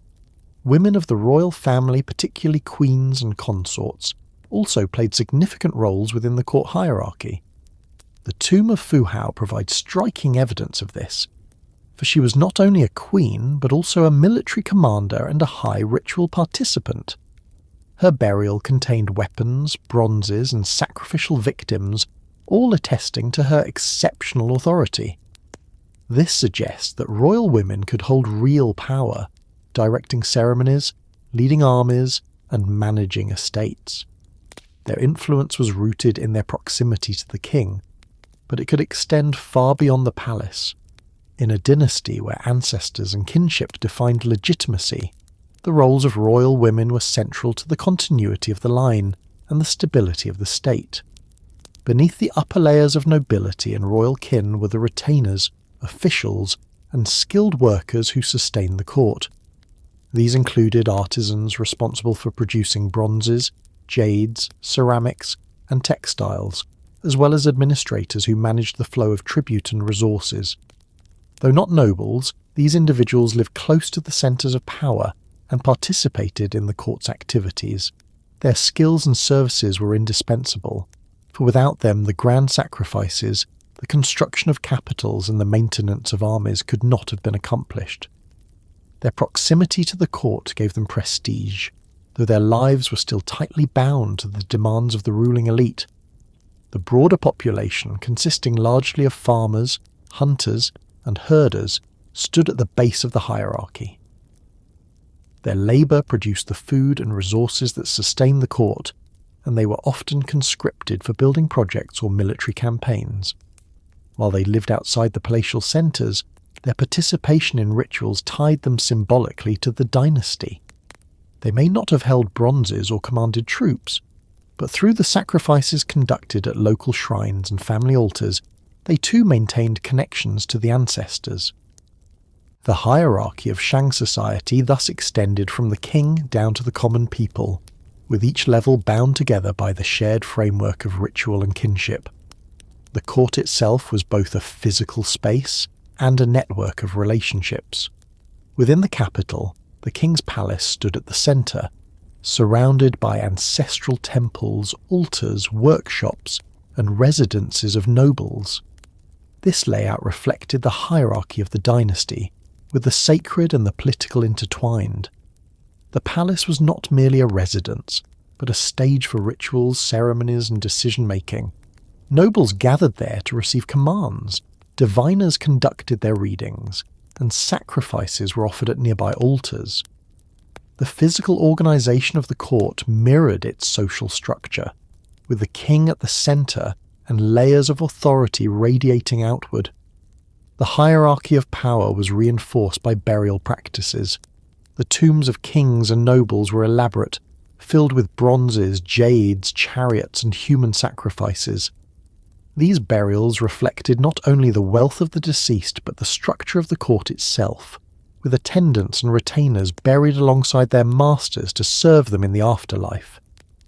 The scale of these tombs demonstrated the concentration of power in the hands of the elite, while the presence of ritual objects emphasized the inseparability of politics and religion. Even in death, the hierarchy of the court was preserved, ensuring that the social order continued beyond the grave. Tribute and redistribution were central to how the hierarchy functioned. Regional lords sent grain, animals, and luxury goods to the capital, where they were redistributed through the court.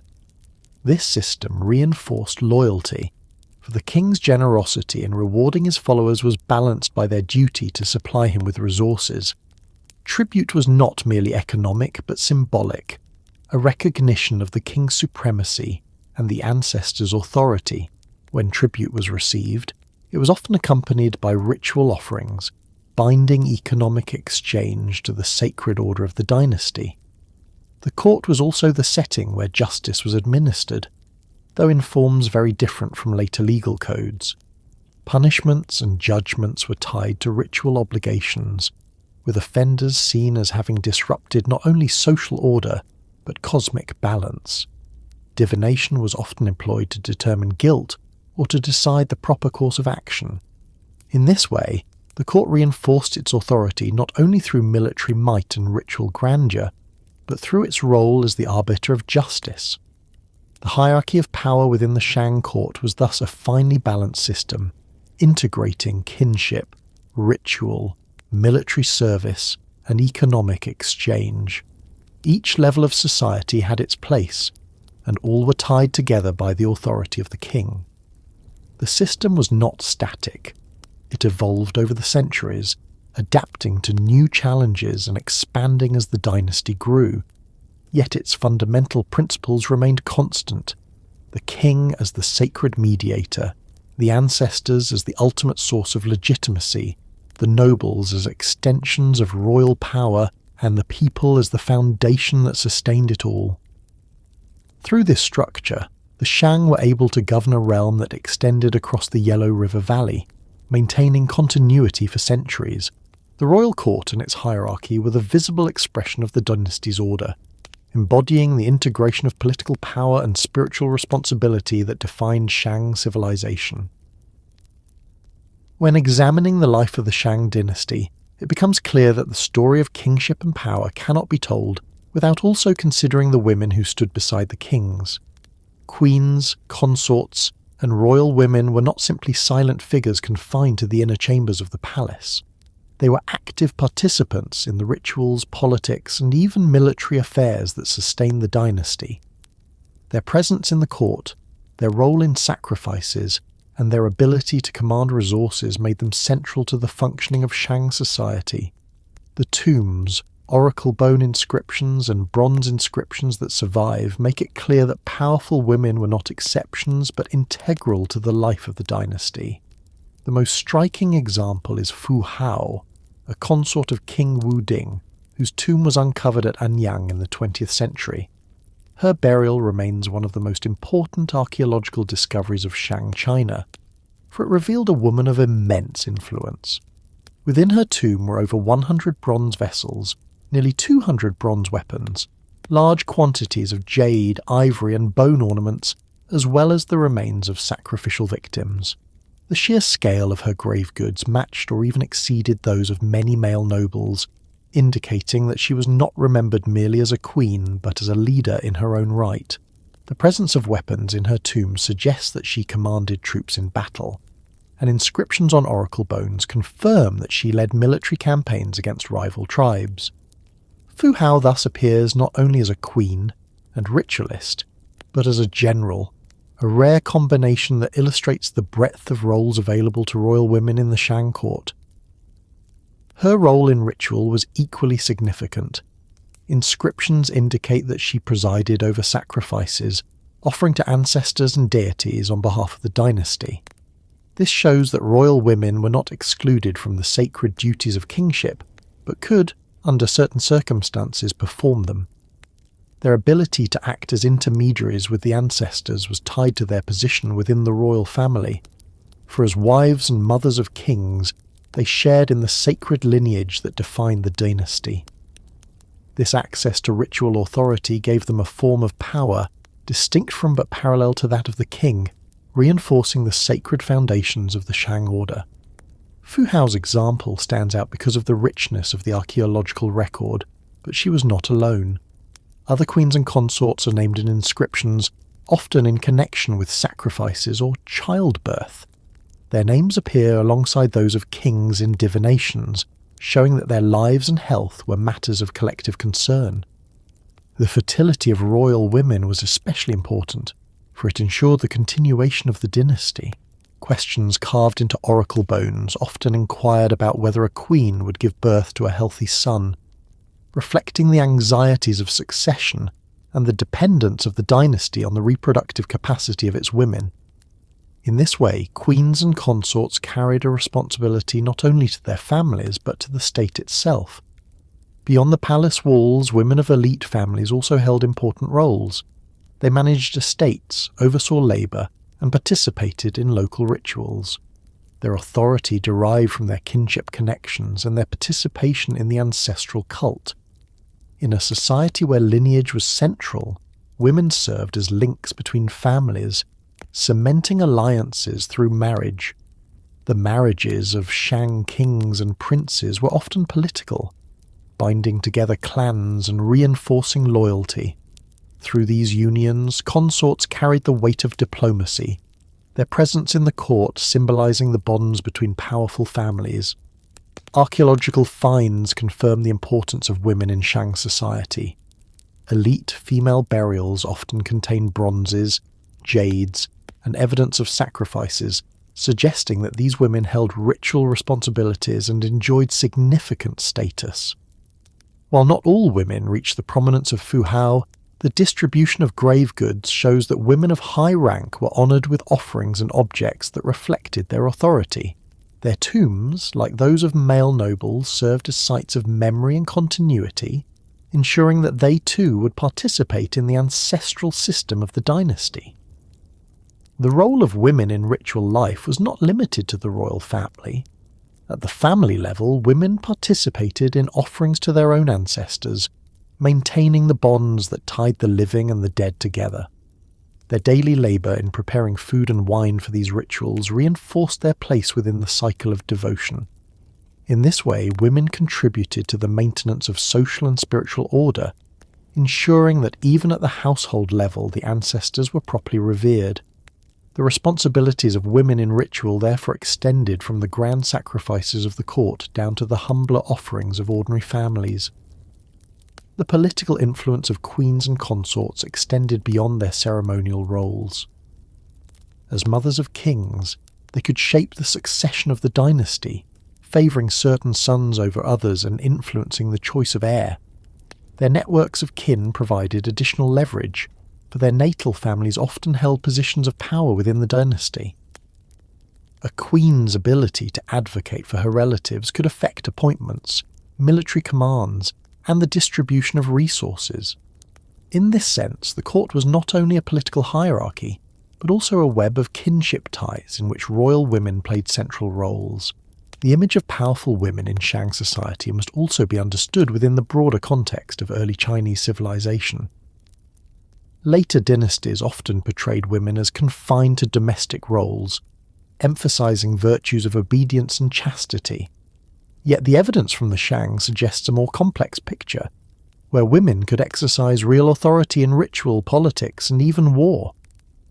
The presence of female generals, diviners, and high-status ritualists challenges later assumptions and demonstrates the diversity of roles available in the early Bronze Age. The Shang world was one in which power was inseparable from kinship, and women, as mothers, wives, and daughters, were indispensable to its functioning. The oracle bone inscriptions confirm this integration. Many of them record questions about royal women, their health, their pregnancies, their dreams, their participation in sacrifices. These records show that women were not peripheral but central to the concerns of the court. The well-being of a queen could be the subject of divination just as much as the outcome of a battle or the prospect of reign. The fate of the dynasty was tied to the fate of its women, for through them the line was continued and the rituals maintained. The importance of royal women also extended into the afterlife. Their tombs, filled with offerings and sacrifices, ensured that they would continue to participate in the spiritual life of the dynasty. In death, they joined the ranks of ancestors to whom sacrifices were directed, becoming part of the pantheon that guided the living. Their presence in the ancestral cult reinforced the continuity of female authority, for even as queens and consorts passed away, their spirits remained active in the affairs of the dynasty. The cycle of worship ensured that their influence endured, bridging the gap between life and death. The hierarchy of the Shang court therefore included a dimension that was distinctly female. Queens and consorts shared in the sacred duties of the king, influencing ritual, politics, and succession. Their authority derived from their roles as mothers, wives, and intermediaries, but it could extend into domains as wide as the battlefield or the ancestral temple. Their lives were inseparable from the destiny of the dynasty, and their memory was preserved in both text and tomb. To understand Shang power is to recognize that it was not solely the work of kings, but of queens and consorts who shaped the dynasty alongside them. The story of women in the Shang period, therefore, is not one of marginality, but of integration into the higher spheres of authority. The tomb of Fu Hao stands as the most dramatic evidence, but the oracle bones and other burials confirm that she was not alone. Powerful women served the dynasty as ritualists, diplomats, generals, and mothers of heirs. Their contributions were woven into the very fabric of Shang society, ensuring that the dynasty endured through centuries of change.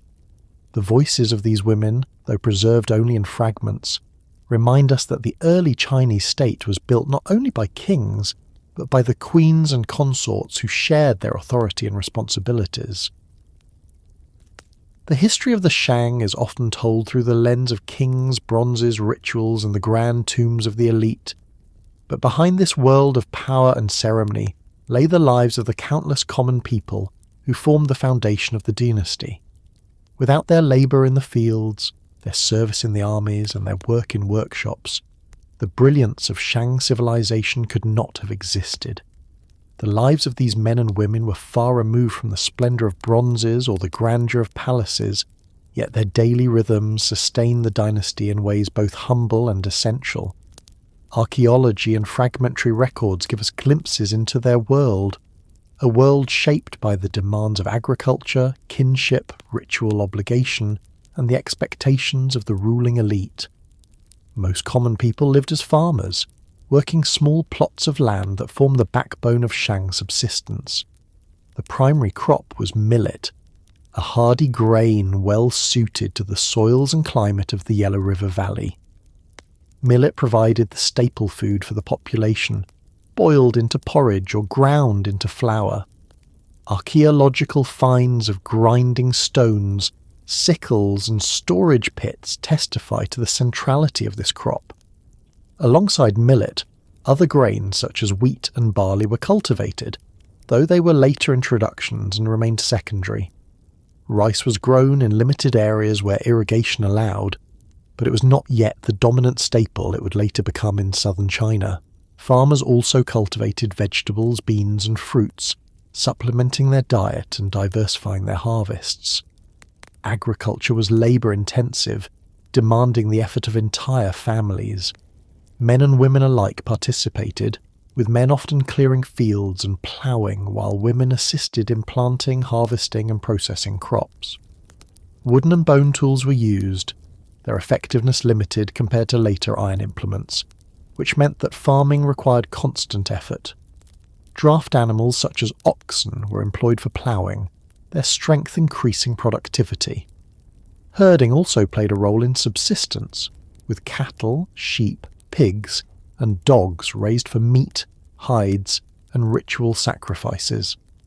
Hunting supplemented the diet, and bones of deer, wild boar, and other animals found at Shang sites show that common people made use of the surrounding environment to meet their needs. Life in villages revolved around kinship ties. Families lived in simple houses constructed from rammed earth, timber, and thatch, clustered together in settlements near fields and water sources. These houses were modest, often semi-subterranean to provide insulation against the harsh winters and hot summers of the region. Hearths in the centre provided heat and a place for cooking. Storage pits dug into the ground held grain, protecting it from pests and ensuring supplies for the lean months. Tools and household items made of pottery, bone and wood filled these homes, testifying to a life of constant labour, but also of resilience. Villages were organised around extended families, with elders holding authority and maintaining the link to ancestors. Ritual obligations extended even to common households, for though they could not match the grandeur of royal sacrifices, ordinary families still made offerings to their own forebears. Simple altars, pots of food, and small tokens sufficed to honour the spirits of the dead. This practice reinforced kinship bonds, reminding each generation of its place within the lineage. The same principle that governed the king's relationship with his royal ancestors extended downward, creating a society in which all levels were bound together by devotion to those who came before. The obligations of common people extended beyond their own households to the demands of the state. Farmers were required to provide labour for the construction of palaces, city walls and ritual sites. The massive rammed earth walls uncovered at Zhengzhou and Anyang could not have been built without the conscription of thousands of workers. These projects were not voluntary but expected duties, enforced by local leaders under the authority of the king. Tribute in the form of grain, animals and labour flowed upward, sustaining the court and its rituals. In return, the king's sacrifices to the ancestors were believed to benefit the entire realm, ensuring fertility, rain, and protection from disaster. For the common farmer, the system may have felt burdensome, yet it was justified as part of the cosmic order. Military service was another obligation. Common men were conscripted into armies that marched against neighbouring tribes, fighting with bronze-tipped spears, bows, and axes. While bronze weapons were concentrated in the hands of the elite, ordinary soldiers likely fought with simpler equipment, wooden or bone-tipped weapons, and protective gear of leather. Chariots, which symbolised the might of Shang warfare, were crewed by nobles, but the bulk of the army consisted of common infantry. Captives from these campaigns often ended up as slaves or sacrificial victims, reminding the soldiers that their victories fed not only the power of the king, but also the demands of the ancestors. The lives of artisans among the common people were distinct from those of farmers. In workshops attached to the capitals, skilled craftsmen produced the bronzes, jades, ceramics, and bone tools that defined Shang culture. These men and women worked under the supervision of the state or noble patrons, their labour directed toward the needs of the court. Bronze foundries required teams of specialists, miners, smelters, mould makers, casters, polishers. Each step demanded skill, and while the finished vessels belonged to the elite, the hands that made them were often those of commoners whose names are lost to history. These artisans may not have enjoyed the wealth of the nobility, but their work gave them a status distinct from that of farmers, as their skills tied them more closely to the centres of power. Pottery was also widespread, produced not only for elite rituals but for daily use among ordinary families. Simple grey and black pottery vessels have been uncovered at numerous sites, used for cooking, storing grain and carrying water. These vessels, though plain compared to the elaborate bronzes, were essential for daily survival. The production of such items was likely a communal activity, with women often participating in shaping, firing and decorating household ceramics. The ubiquity of pottery fragments in archaeological sites gives us one of the clearest windows into the daily life of the Shang commoners. Textiles, though less well preserved, also played a role in everyday life. Hemp was cultivated and woven into cloth, providing clothing for the population. Bone needles found at sites suggest that sewing was a common domestic activity, and woven patterns may have marked distinctions of rank and identity. Wool from sheep and hides from animals supplemented these materials, offering warmth and protection. Clothing would have been simple for most, functional rather than decorative, though elites could access finer garments adorned with embroidery or jade ornaments. Religion permeated the lives of common people, just as it did those of the elite. Families maintained altars for their ancestors, performed sacrifices of food and drink, and participated in local rituals connected to the agricultural cycle. Festivals marked planting and harvest, with offerings made to spirits to ensure fertility and abundance. Community leaders may have overseen these ceremonies, reinforcing the link between local society and the wider order presided over by the king. In this way, even those far from the court participated in the sacred framework of Shang life, their rituals echoing the grand sacrifices of the dynasty. The archaeological record of common burials provides further insight into their lives. Unlike the lavish tombs of kings and nobles, most graves were simple pits containing only a few pottery vessels or small ornaments. Yet even these modest burials testify to the importance of honouring the dead, for the inclusion of objects suggests that families sought to provide for their loved ones in the afterlife. Occasionally animal bones are found in these burials, indicating small-scale sacrifices. The contrast between elite and common tombs underscores the hierarchy of Shang society, but it also shows that the principle of ancestor worship extended to every level of society. Children in Shang villages grew up immersed in this rhythm of work, ritual, and family obligation. From an early age, they helped with agricultural tasks, tending animals, gathering fuel, or assisting in food preparation. Their education was practical, rooted in the skills needed to survive and contribute to the household. Few would have learned writing, which remained the preserve of scribes and elites, but all absorbed the stories, rituals, and traditions that sustained their families. Through play, imitation, and participation, they became part of the cycle that tied each generation to the next. For women among the common people, life centred on the household and the fields. They worked alongside men in agriculture, processed food, cared for children, and participated in rituals. Their labour was essential to survival, though their names rarely appear in the record. In some cases, women may have specialised as artisans, producing pottery, textiles, or bone tools. Marriage tied families together, reinforcing kinship networks that underpinned social stability. The continuity of family lines was their greatest responsibility, for through their children, the ancestors would be remembered and honoured. Though the daily lives of the common people lacked the splendour of the court, they were deeply integrated into the order of the dynasty. Their work fed the elite, their sacrifices sustained the ancestors, their labour built the cities, and their service manned the armies. In return, they shared in the protection and prosperity that the dynasty's rituals were believed to secure. When the king sacrificed to Shang Di or to the royal ancestors, it was not only for himself but for the entire realm, including the humblest farmer in a remote village. The connection between ruler and ruled was not one of direct communication, but of shared participation in the cosmic order. The evidence of their lives may seem fragmentary, glimpsed through the remains of houses, tools, pottery and bones, but it paints a picture of a resilient population whose labour made possible the grandeur of the Shang.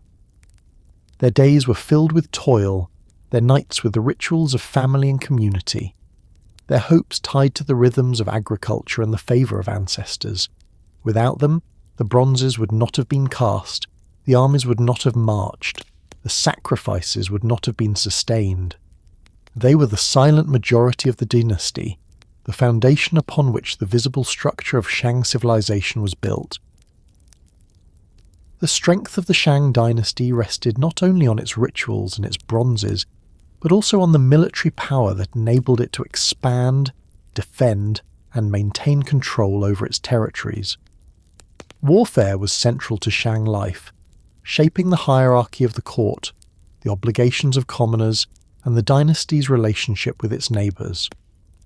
The Shang were among the first in East Asia to develop large-scale organised armies supported by chariot warfare, and their ability to combine ritual authority with military strength gave them dominance in the Yellow River Valley for centuries. To understand Shang society, one must recognise that it was a warrior culture, where battle, sacrifice, and cosmic order were tightly bound together. The Shang armies were built upon conscription. Common men were drawn from villages to serve in campaigns, supplementing the noble warriors who formed the elite fighting class. The majority of soldiers likely fought as infantry, equipped with spears, bows, and simple armour made from leather or hardened hides. Bronze weapons, including spearheads, dagger axes, and arrowheads, gave the Shang a decisive advantage. The dagger axe, or GE, was particularly important, a weapon with a long handle and a bronze blade mounted at right angles. It could slash, hook, and stab, making it versatile in combat. Archaeological finds show these weapons in large numbers, suggesting that they were standard issue for Shang troops. Archery was also a vital part of Shang warfare. Arrowheads made of bronze, bone, and stone have been found in great quantities at Shang sites, indicating that large groups of archers fought in battles. The bow allowed soldiers to strike from a distance, softening enemy forces before hand-to-hand combat began.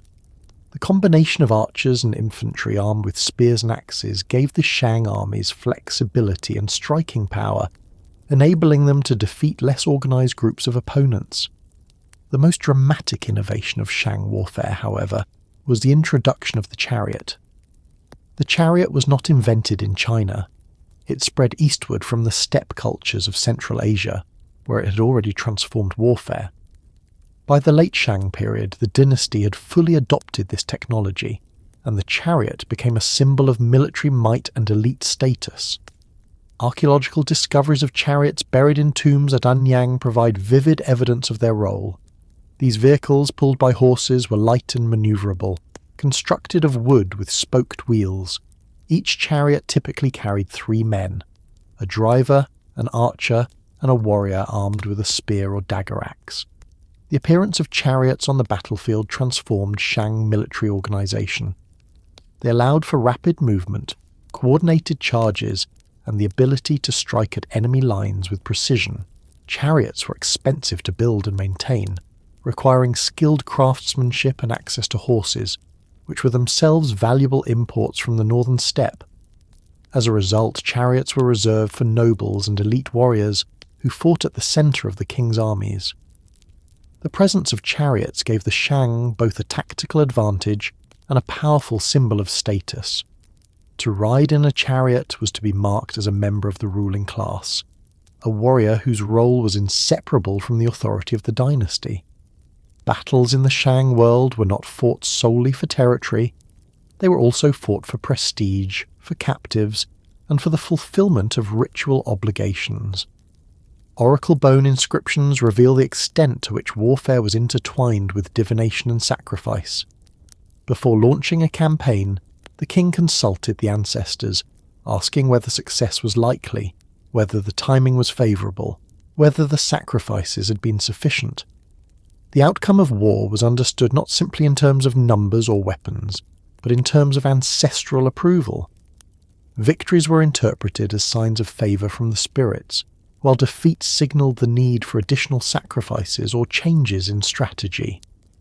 The role of captives in Shang warfare underscores this ritual dimension. Prisoners taken in battle were not always enslaved. Many were used as sacrificial victims in ceremonies dedicated to the ancestors. Archaeological evidence from tombs shows human remains carefully arranged alongside animals and grave goods, suggesting that they were offered to accompany the dead into the afterlife. Inscriptions also record sacrifices of captured enemies, linking warfare directly to the maintenance of cosmic order. For the Shang, the blood of captives could feed the spirits, ensuring their continued protection of the dynasty. War was therefore not only an act of politics, but also an act of devotion, a means of providing offerings to sustain the sacred order. The organisation of Shang armies reflected the hierarchy of the dynasty. Nobles commanded divisions of troops, leading their own retainers and conscripted villagers. The king himself often directed campaigns, reinforcing his role as both supreme war leader and supreme ritualist. Victories were commemorated with sacrifices, bronze inscriptions, and sometimes the creation of new ritual vessels to honour the ancestors. These acts ensured that military triumphs were woven into the sacred memory of the dynasty, becoming part of the ongoing dialogue between the living and the dead. The logistics of Shang warfare were demanding. Armies required supplies of food, weapons, and transport animals, all of which had to be mobilized through the tribute system. Farmers provided grain, artisans produced weapons, and regional lords contributed troops. The coordination of these resources demonstrates the capacity of the Shang state to organize large-scale endeavors. The construction of city walls, palaces, and tombs required similar mobilization, and in both cases the ability of the king to command labor reinforced his authority. Warfare, like construction and ritual, was a demonstration of the dynasty's power to marshal the resources of its people. The scale of Shang warfare is revealed in both the oracle bones and the archaeological record. Inscriptions record campaigns against rival groups, naming enemies such as the Qiang, the Gui, and others who inhabited the frontiers of the Shang realm. Some campaigns involved thousands of troops, with chariots and archers coordinated in complex maneuvers. Excavations of mass graves containing the remains of soldiers and captives testify to the scale of these conflicts. Warfare was not an occasional event, but a regular part of Shang life, shaping the rhythm of the dynasty and its relations with its neighbours. The symbolism of weapons and warfare extended into ritual life. Bronze weapons were not only tools of battle, but also offerings to the ancestors. Some were buried in tombs, never intended for use in combat, but crafted to serve as gifts to the spirits. Others were cast with inscriptions commemorating victories, linking the weapon itself to the memory of the battle. The boundary between war and ritual was porous, with each reinforcing the other. To wield a weapon was not only to fight an enemy, but to act within a sacred order, carrying out the will of the ancestors and Shangdi. The role of chariots in ritual is also evident. In some tombs, chariots and horses were buried alongside their owners, ensuring that they could continue to serve in the afterlife. These burials demonstrate the status of the chariot as both weapon and symbol, embodying the power of the noble warrior. The presence of horses, which were not native to the Yellow River Valley, underscores the extent of Shang connections with neighbouring regions. The ability to acquire, train, and maintain horses was itself a sign of wealth and power, marking the dynasty as part of a broader network of exchange and innovation. The impact of warfare on the common people was profound. Conscripted soldiers risked their lives in campaigns, and their families bore the burden of lost labour during the farming season. Tribute in the form of grain and animals supported the armies, adding to the demands already placed on villagers. Defeat could bring devastation, with enemy raids destroying crops and taking captives. Yet victory also brought rewards. For the spoils of war, whether in the form of captured goods, slaves, or prestige, reinforced the dynasty's ability to protect and sustain its people. The cycle of warfare was thus both a burden and a source of security, binding the population to the fortunes of the king. The Shang worldview placed warfare within the larger framework of cosmic balance. Battles were fought not merely for expansion, but as expressions of the dynasty's alignment with heaven and the ancestors. When the king led an army, He was acting as both general and priest, carrying out the will of the spirits on the battlefield. Each victory reinforced his legitimacy. Each defeat demanded renewed sacrifices. The army itself became a ritual instrument, its movements guided by divination, its triumphs celebrated in offerings. For the Shang, war was not separate from religion, but one of its most powerful expressions. The legacy of Shang warfare extended far beyond their own dynasty. The use of chariots, the emphasis on bronze weaponry, and the integration of war into ritual life set patterns that influenced later Chinese states. The Zhou, who eventually overthrew the Shang, inherited these practices and gave them new ideological form under the doctrine of the Mandate of Heaven. The centrality of the warrior aristocracy, the role of nobles in leading troops, and the symbolism of weapons in ritual all carried forward into subsequent centuries. The Shang had not only fought battles, they had created a model of military culture that would shape the course of Chinese history. The evidence of their military power is still visible in the ground. Mass graves of soldiers, chariot burials, weapons of bronze and oracle bones recording campaigns. These traces remind us that the splendor of Shang civilization rested on the hard realities of war. Without their armies, the kings could not have maintained their authority, defended their realm, or provided the sacrifices demanded by the ancestors. The clang of bronze weapons, the rumble of chariot wheels, and the cries of battle were as much a part of the Shang world as the solemnity of rituals in ancestral temples. Together, they formed a single system where military power and cosmic order were inseparable, and where the destiny of the dynasty was decided as much on the battlefield as in the divination hall. The prosperity of the Shang dynasty was not sustained by bronze alone, nor by the power of armies or the solemnity of sacrifices, but by the steady rhythms of agriculture and the complex economy that grew out of it. The wealth that allowed kings to command armies, commission vast bronze vessels, and conduct elaborate rituals was rooted in the fertile soils of the Yellow River Basin, and in the labour of farmers who worked the land season after season. The economy of the Shang was an intricate balance of subsistence, tribute, craft production, and exchange, each reinforcing the others in a system that made the dynasty resilient and enduring. Millet was the foundation crop, cultivated across the fields surrounding villages and cities. Its resilience to dry climates and short growing season made it ideal for the Yellow River Valley, where rains could be unpredictable and floods frequent. Millet was versatile, ground into flour, boiled into porridge, or brewed into alcoholic beverages that were themselves important in ritual contexts. Alongside millet, wheat and barley were grown, likely introduced through contacts with western regions. These grains added variety to the diet and stability to the harvest. Rice, though central to later Chinese agriculture, was limited during the Shang to southern regions, where irrigation could sustain it.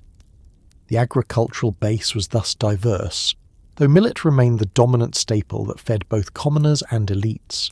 Animal husbandry complemented farming. Cattle, pigs, sheep, and goats provided meat, hides, and bones for tools. Dogs were raised for hunting and as sacrificial animals.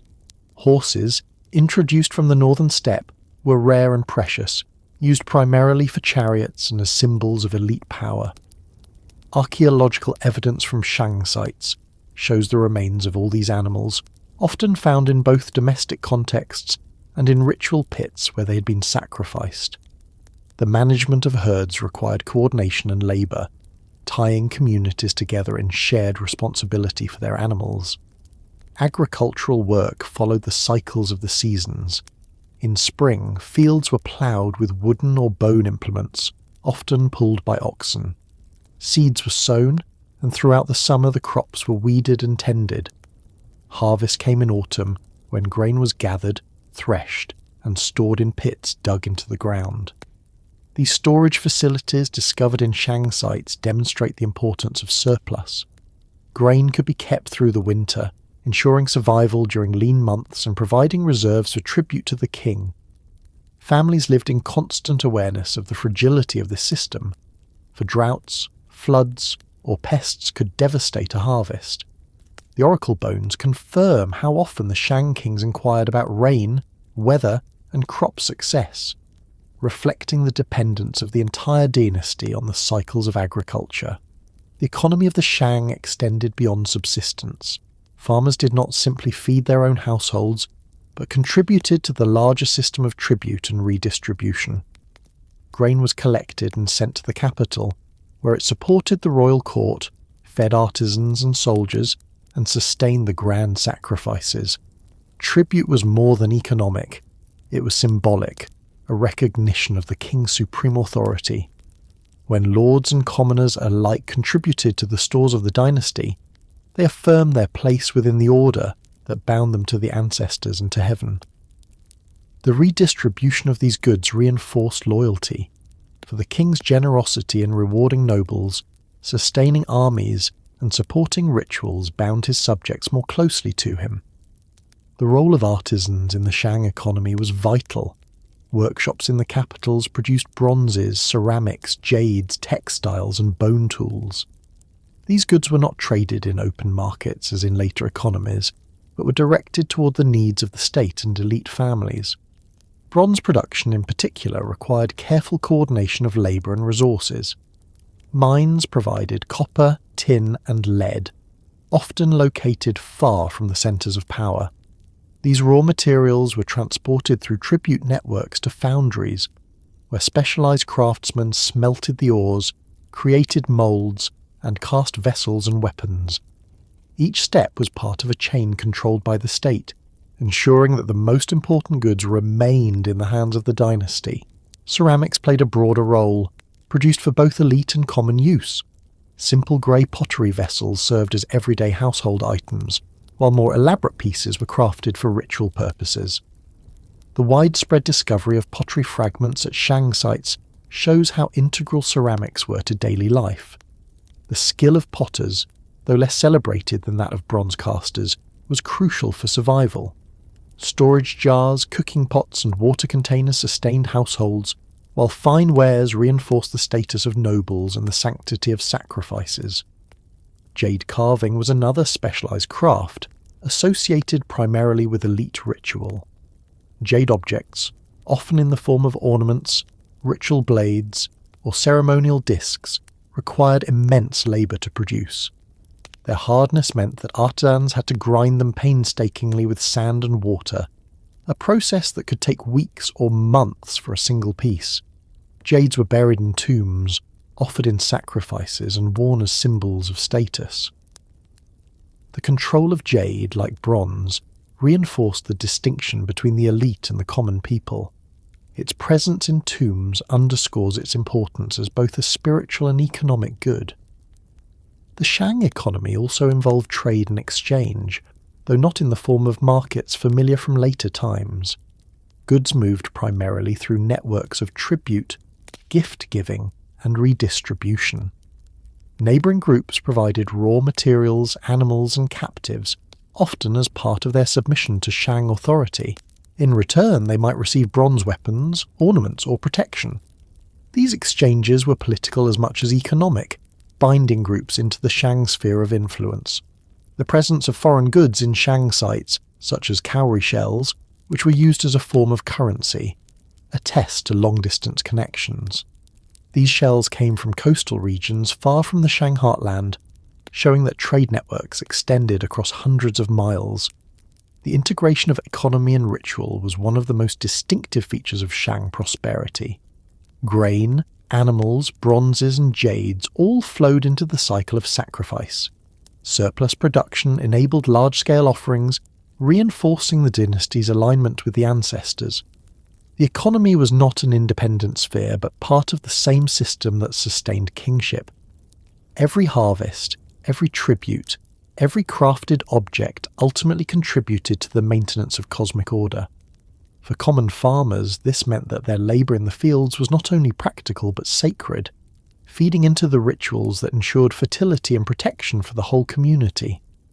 The evidence of the Shang economy is preserved not only in artifacts but in the remains of settlements. Excavations reveal villages clustered around fields, with storage pits, houses and workshops integrated into the landscape. Larger centres, such as Zhengzhou and Anyang, show the concentration of artisans and the redistribution of goods to support the court. The scale of these centres demonstrates the ability of the dynasty to draw resources from wide areas, consolidating them into capitals that became both political and economic hubs. The movement of goods from periphery to centre and back again sustained the dynasty's structure, ensuring that wealth and prestige flowed upward to the king and downward through his nobles. The agricultural and economic foundations of Shang prosperity also shaped social hierarchy. Those who controlled land, herds and workshops held authority, while those who laboured under them bore the burdens of tribute and conscription. The contrast between the lavish burials of kings and nobles, filled with bronzes and jades, and the modest graves of commoners, with only a few pottery vessels, reflects the unequal distribution of wealth. Yet both elite and common shared in the same system, for even the smallest offering in a humble grave was an act of participation in the ancestral order. Prosperity was not evenly distributed, but it was widely integrated into the same framework of meaning. The importance of agriculture to the dynasty cannot be overstated. Without reliable harvests, the Shang could not have sustained their cities, their armies, or their rituals. This dependence is evident in the constant concern with weather and crops recorded on oracle bones. Kings asked whether rain would come, whether drought would end, whether sacrifices would ensure fertility. The survival of the dynasty depended on the fertility of the land, and the fertility of the land was believed to depend on the proper performance of rituals. Agriculture and religion were thus inseparable, each reinforcing the other in the Shang worldview. The prosperity generated by this system allowed the Shang to flourish for centuries.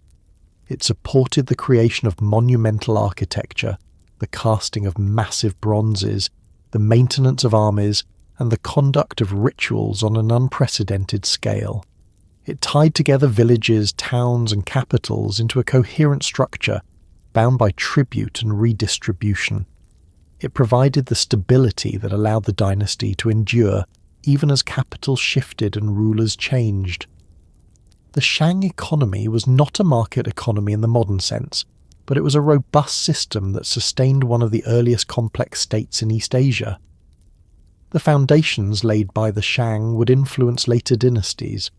The emphasis on agriculture as the basis of prosperity, the integration of economy and ritual, the system of tribute and redistribution, and the role of specialized artisans all became enduring features of Chinese civilization. The Shang were not only the first to inscribe their questions on bone and cast their bronzes with ancestral names, they were also the first to create an economy that bound together land, labour, and ritual in a coherent whole. Their prosperity was not accidental, but the result of centuries of adaptation to the environment and careful organisation of society. From the sweat of farmers in the fields to the clang of bronze in workshops, from the tribute sent by distant lords to the sacrifices offered in ancestral temples, the prosperity of the Shang was woven into every aspect of their civilization. It was the foundation upon which their kings ruled, their armies fought, and their ancestors were honoured. Without it, the dynasty would have had no strength to endure. With it, they became one of the defining civilizations of the ancient world. The Shang dynasty was built upon the principle that the king was more than a political leader. He was the indispensable mediator between the human realm and the world of spirits. His duties extended far beyond commanding armies or overseeing tribute. His most important responsibility lay in conducting the sacrifices that maintained harmony between the dynasty, the ancestors, and the divine powers. Ritual sacrifice was not a peripheral practice, but the very heart of Shang kingship. Without these ceremonies, the crops might fail, armies might be defeated, and the dynasty itself might lose legitimacy. To understand the Shang king is to understand him as sacrificer, the one upon whose shoulders rested the spiritual survival of his people. The practice of sacrifice took many forms, ranging from offerings of food and drink to the solemn killing of animals and at times humans. Oracle bone inscriptions and archaeological remains together reveal the centrality of these rituals in Shang life. The inscriptions frequently record the king asking whether a sacrifice would be accepted, whether it had pleased the ancestors, or whether further offerings were required. The very survival of the dynasty seemed to depend upon getting these rituals right, for if the spirits were displeased, disaster was sure to follow. The constant questioning carved into bone testifies to the anxiety that lay at the core of Shang kingship, the never-ending need to secure favour from powers beyond human control. The ancestors were the primary recipients of sacrifices. Deceased kings, queens and nobles were believed to retain influence over the affairs of the living, and their approval was essential for prosperity. Each ancestor had a particular role and level of authority, forming a hierarchy that mirrored the living court. Recent ancestors were invoked most frequently, for their ties to the living were closest, while more distant forebears were honoured on special occasions. Sacrifices ensured that the spirits were nourished and respected, maintaining the bond between generations. In return, the ancestors were expected to provide blessings: fertility for crops, victory in war, health for the royal family, and stability for the realm. Shangdi, the high god, stood above the ancestors, but he was often approached indirectly through them. The king might sacrifice first to his forebears, asking them to intercede with Shangdi on his behalf. This layered system of communication reinforced the importance of the ancestral line. The king did not act alone in facing Shangdi, but as the representative of his entire lineage, speaking through his ancestors to the supreme deity. In this way, the Shang religious system tied together cosmic authority with dynastic continuity, making the king's sacrifices both acts of devotion and demonstrations of legitimacy. The animals used in sacrifice varied depending on the occasion and the spirits being addressed. Cattle, sheep, pigs, and dogs were among the most common. The remains of these animals, found in ritual pits and tombs, confirm the scale of sacrificial practice. Cattle, in particular, were highly valued, their size making them suitable for grand ceremonies. Dogs appear frequently in sacrificial contexts, sometimes buried alongside humans or in clusters, suggesting their role as offerings of loyalty and protection. Each animal carried symbolic meaning, chosen for its relationship to the spirit being honoured. The slaughter of these animals was not seen as mere destruction, but as a necessary gift, their blood and flesh nourishing the spirits who in turn sustain the dynasty. Human sacrifice formed the most striking and controversial element of Shang ritual. Oracle bones and archaeological discoveries alike attest to the practice. Victims were often war captives, taken in campaigns against neighbouring groups, though some may have been slaves or retainers. They were buried in pits, sometimes by the hundreds, alongside animals and ritual goods. In some cases they were interred with kings or nobles, destined to serve them in the afterlife. These sacrifices were not random acts of cruelty, but deliberate offerings, expressions of devotion and submission to the spirits. They were believed to strengthen the dynasty's bond with the ancestors and to ensure the continuation of cosmic order. For the Shang, the life of a captive could be transformed into a gift to the spirits, turning the violence of war into the sacred currency of ritual. The king's role in these ceremonies was central. He presided over the sacrifices, offering prayers and directing the presentation of goods and victims. He stood at the altar, surrounded by bronze vessels filled with wine and food, the air filled with the sounds of drums, chants, and the cries of animals. The ritual was both solemn and public, a performance of authority as well as devotion. The king's presence ensured that the sacrifice carried the full weight of the dynasty, for he alone could represent the people to the ancestors. His performance of these duties reaffirmed his legitimacy, reminding all who witnessed that his rule was sanctioned not only by force, but by the approval of the spirits. The oracle bone inscriptions preserve the voice of these rituals. They record the king's questions, Should we sacrifice 10 cattle or 20? Should the offering be made to Father Yi or to Grandfather Ding? Was the sacrifice accepted? These inscriptions show the precision with which the rituals were conducted, the careful attention to detail that characterized Shang devotion. They also reveal the king's constant concern for correctness, for even the smallest error might anger the ancestors. Ritual precision was not a matter of formality but of survival, for the dynasty's fate was thought to hang upon it. The scale of Shang sacrifices could be immense. At Anyang, archaeologists have uncovered pits containing hundreds of human victims, along with cattle and dogs. These were not isolated events but recurring practices, tied to major ceremonies or royal burials. The tomb of Fu Hao contained not only bronzes and jades, but the remains of sacrificed humans and animals, confirming her participation in this system. The numbers involved suggest that sacrifice was not occasional, but institutional, a regular feature of Shang kingship. The mobilization of victims, animals, and goods for these ceremonies required enormous resources, further demonstrating the power of the dynasty. Sacrifices were not limited to funerary contexts. They were conducted regularly to mark seasonal cycles, to secure rain, to ensure good harvests, and to seek victory in war. Before military campaigns, sacrifices were made to ancestors and deities, asking for their support. After victories, captives were offered in gratitude. When drought threatened, animals and humans alike might be sacrificed to bring rain. In each case, the ritual tied the immediate concerns of the dynasty to the larger framework of cosmic order. The spirits were always present, their favour necessary for every success, their disfavour feared in every failure.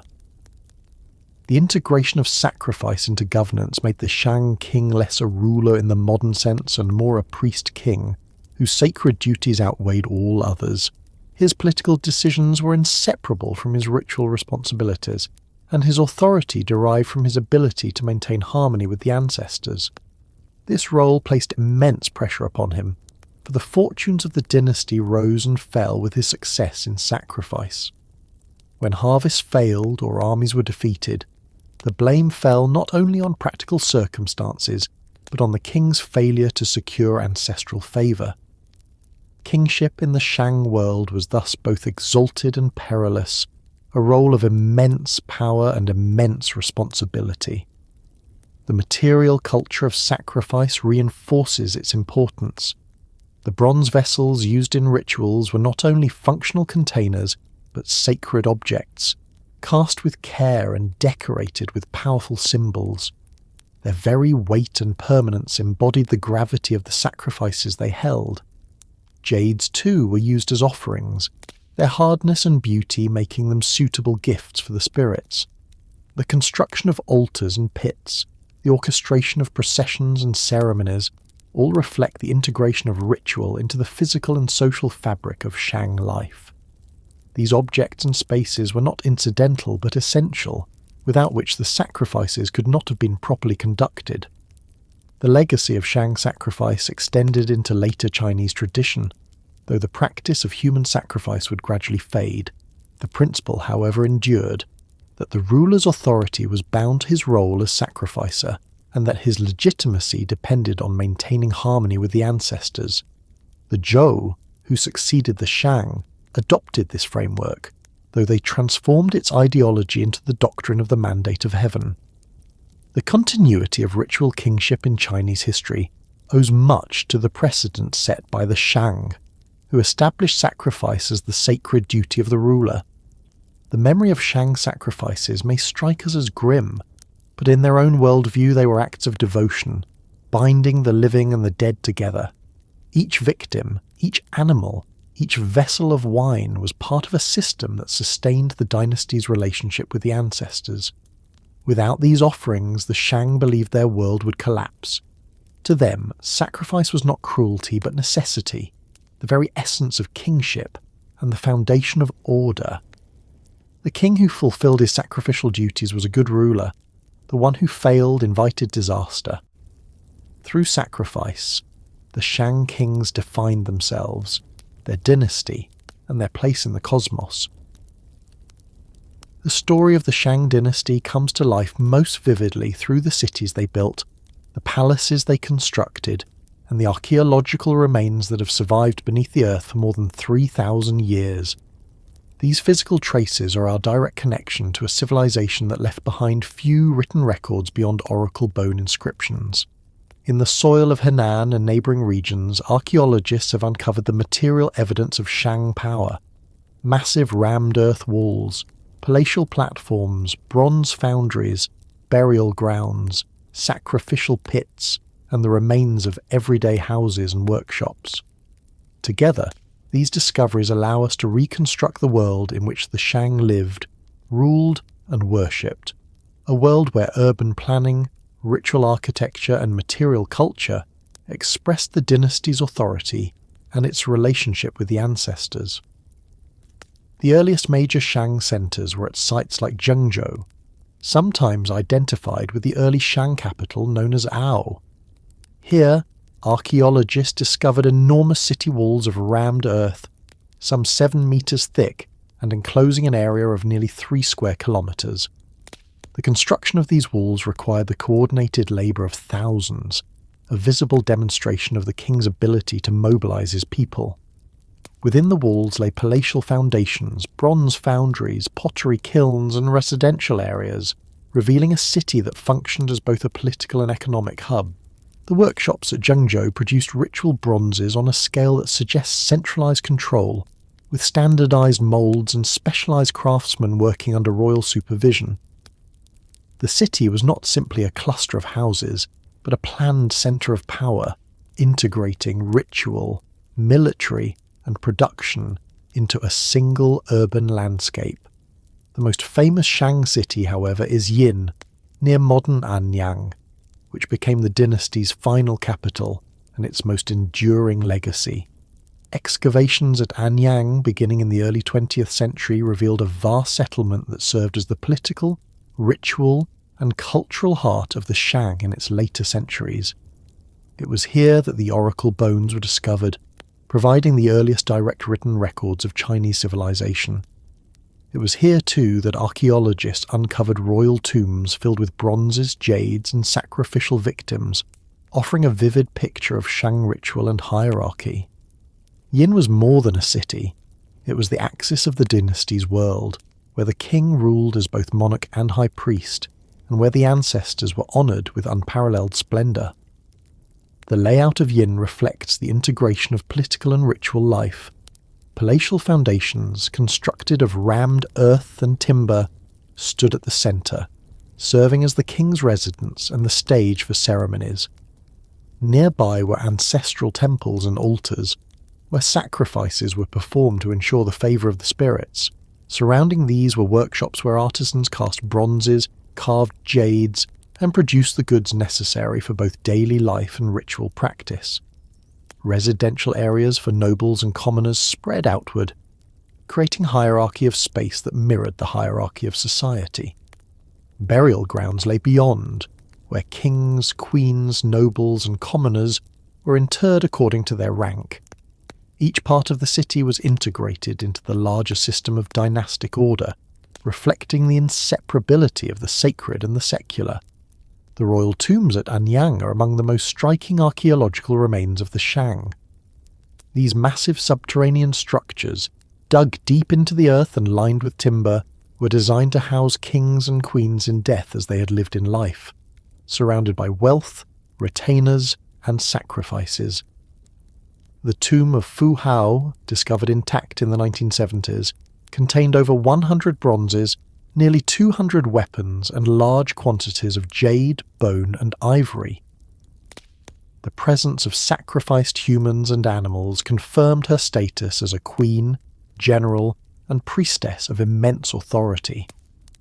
Other royal tombs, though looted in antiquity, still yielded evidence of their grandeur, with traces of wooden chambers, ramps, and sacrificial pits. These tombs remind us that in the Shang worldview, death was not an end but a continuation, and the ancestors required the same care and offerings in the afterlife as they had in life. The sacrificial pits of Anyang provide another window into Shang religion and politics.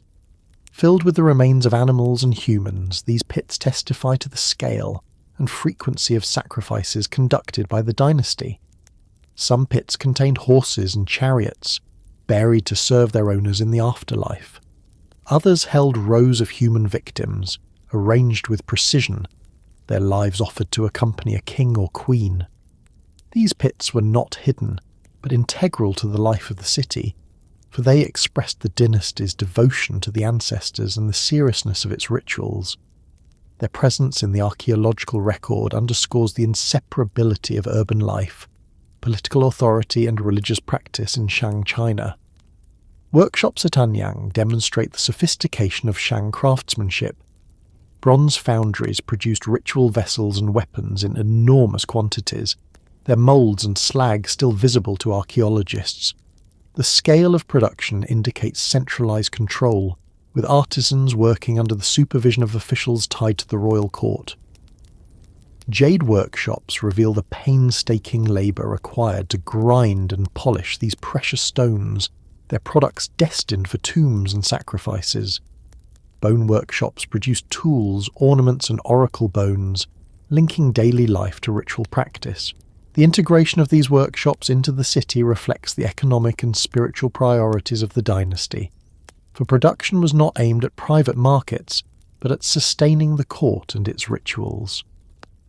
The houses of common people in Shang cities were modest compared to the palaces and tombs of the elite, often semi-subterranean, built with timber posts and thatched roofs.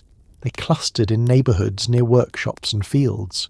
Hearths for cooking, storage pits for grain, and simple pottery vessels reveal the daily routines of these inhabitants.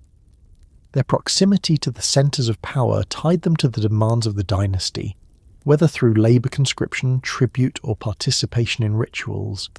Their lives may have been humble, but they were integral to the functioning of the city, for they provided the labour, goods, and services that sustained the court. Beyond the great capitals, smaller towns and villages dotted the landscape, forming a network that supported the dynasty. These settlements supplied grain, animals and raw materials, sending tribute to the capitals and receiving protection and status in return. Excavations of these smaller sites reveal similar patterns of housing, storage and workshops, scaled to local needs. Together, they formed the foundation of Shang society, linking the countryside to the urban centres in a system of tribute and redistribution. The archaeology of Shang cities also reveals the importance of fortification. Massive walls of rammed earth, built with layers of soil pounded into place, surrounded capitals like Zhengzhou and portions of Anyang. These walls were both defensive structures and symbols of power, visible demonstrations of the dynasty's ability to command labour. Their sheer size suggests that the Shang feared not only enemy attacks, but also the need to project authority through monumental construction. The walls defined the space of the city, marking the boundary between the sacred centre of the dynasty and the outside world. The remains of Shang cities have transformed our understanding of early Chinese civilization. Before their discovery, the Shang were known only through later texts, and their historical reality was doubted by many.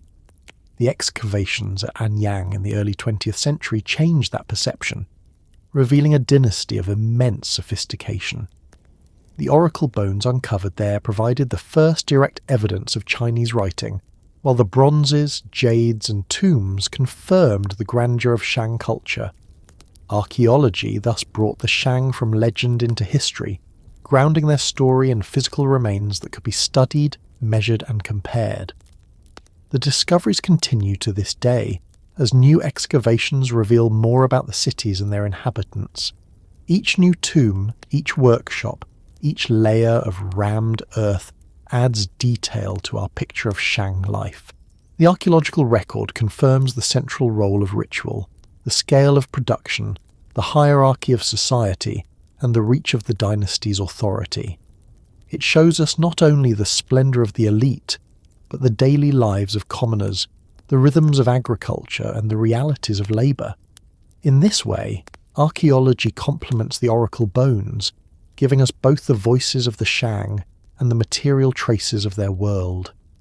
The cities and palaces of the Shang were not simply physical spaces but embodiments of the dynasty's worldview. They integrated political authority, ritual devotion, economic production, and social hierarchy into a single landscape. Each wall, each altar, each tomb was part of the system that bound the dynasty to the ancestors and to heaven.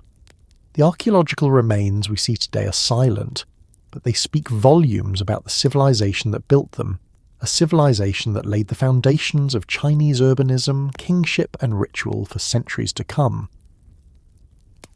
The world of the Shang Dynasty was not only one of kingship, war, agriculture, and ritual, it was also a world of art. The artistic legacy of the Shang has endured through the ages in bronze vessels of astonishing complexity, jade objects of exquisite craftsmanship, and the faint echoes of early music that once resounded in palaces and ancestral temples. These works were not produced for art in the modern sense of individual expression, but as essential elements of ritual, status, and communication with the ancestors. They reveal a society where beauty and meaning were inseparable, where artistry was bound to the sacred duties of kingship and the daily rhythms of devotion. The bronze vessels of the Shang remain among the most iconic artifacts of ancient China. Their forms are varied. The ding, a tripod cauldron used for food, the gi, a bowl for grain, the yu and the zun, containers for wine, the gu, a tall beaker, the fengyi, a rectangular vessel with a peaked lid. Each vessel had a specific function within the complex rituals of offering food and drink to the ancestors. The vessels were cast in sets, often with standardized shapes and designs, indicating their role in coordinated ceremonies. To see a row of gleaming bronzes filled with wine and grain on an altar was to witness the visual and material expression of Shang devotion. The artistry of these vessels lies not only in their form but in their decoration. The most famous motif is the Taoti mask, a symmetrical face composed of stylized features, eyes, horns, fangs, emerging from swirling patterns. The meaning of the Taoti has long been debated. Some interpret it as a protective spirit, others as a representation of ancestors or animals, still others as a symbol of the transformative power of ritual. Whatever its precise significance, its ubiquity on Shang bronzes suggests it carried deep symbolic weight. Alongside the Taoti appear dragons, birds, snakes, and geometric designs, each carefully rendered in raised relief. The intricacy of these patterns demonstrates the technical mastery of Shang artisans, who used piece mold casting to achieve results unparalleled in the ancient world. The vessels were not anonymous objects. Some bear inscriptions, simple characters recording the name of the donor or the ancestor to whom the vessel was dedicated. These inscriptions mark the bronzes as personal offerings, linking them to specific rituals and lineages. Over time, as writing developed, these inscriptions grew longer, but even in the Shang they reveal the dual function of bronzes as both objects of beauty and records of devotion. To hold a bronze vessel was to hold a piece of history, a tangible link between a family and its ancestors. The scale of bronze production is evident in the number of vessels discovered in tombs and sacrificial pits. Some tombs contain dozens or even hundreds of bronzes, their weight and quantity testifying to the wealth and status of the deceased. The tomb of Fu Hao included an extraordinary collection of ritual bronzes, reflecting her role as both queen and general. The presence of such vessels in her burial underscores their importance not only in life but in the afterlife, where they continued to serve as offerings to the spirits. The casting of such objects required immense labour, from mining ores to crafting moulds and tending furnaces.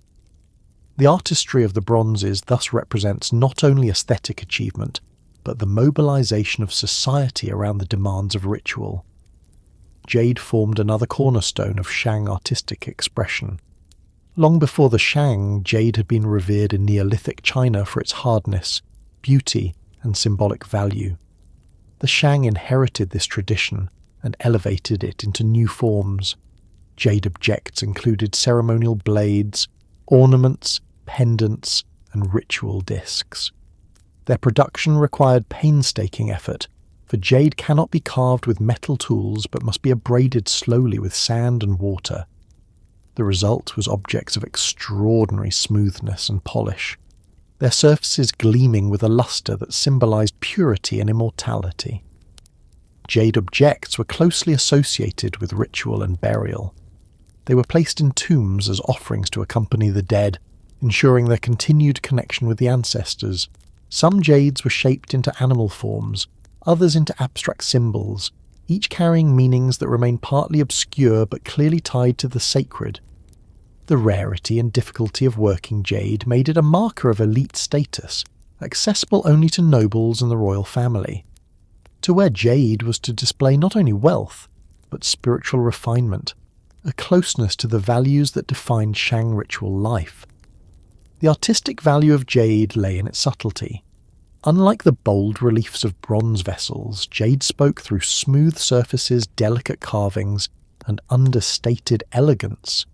Its beauty was not in flamboyant display, but in quiet perfection, mirroring the values of endurance and continuity that defined the Shang worldview. Archaeologists have uncovered jade objects in both royal tombs and sacrificial pits, showing their dual role as ornaments for the living and offerings for the ancestors. Their continued presence in Chinese culture for millennia underscores the enduring legacy of the Shang in shaping the symbolic vocabulary of art. Early music also played a vital role in Shang ritual and artistic expression. Though no written records of music survive from the Shang, the instruments uncovered in tombs and sites provide a glimpse of the sounds that once accompanied sacrifices and ceremonies. Bells of bronze and stone, drums of wood and hide, chime stones of carefully shaped rock, all attest to a tradition of ritual music.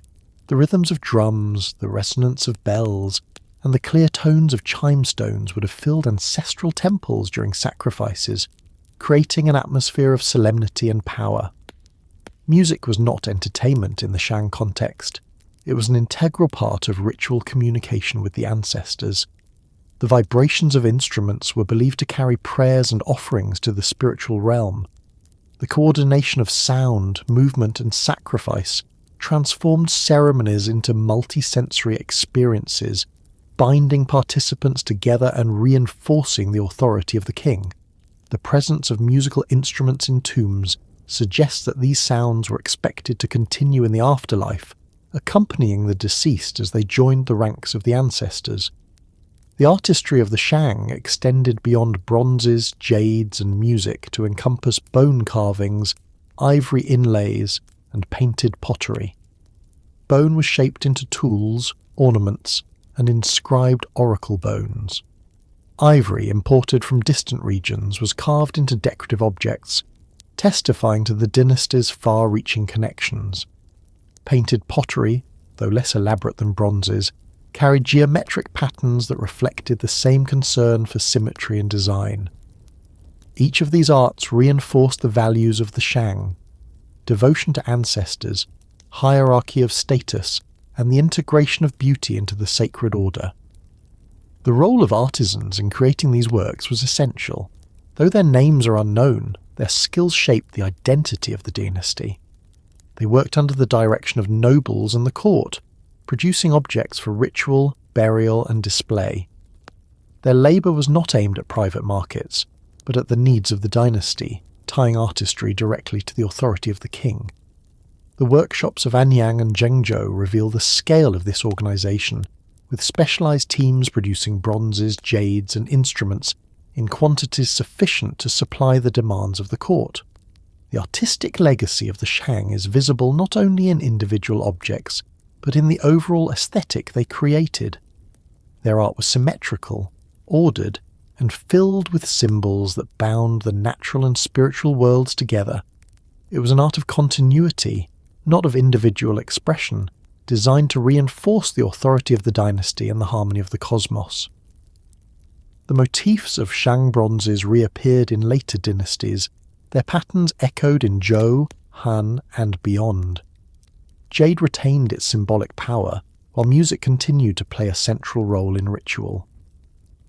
The foundations of Chinese artistic tradition were laid in these centuries, shaped by the needs and values of the Shang.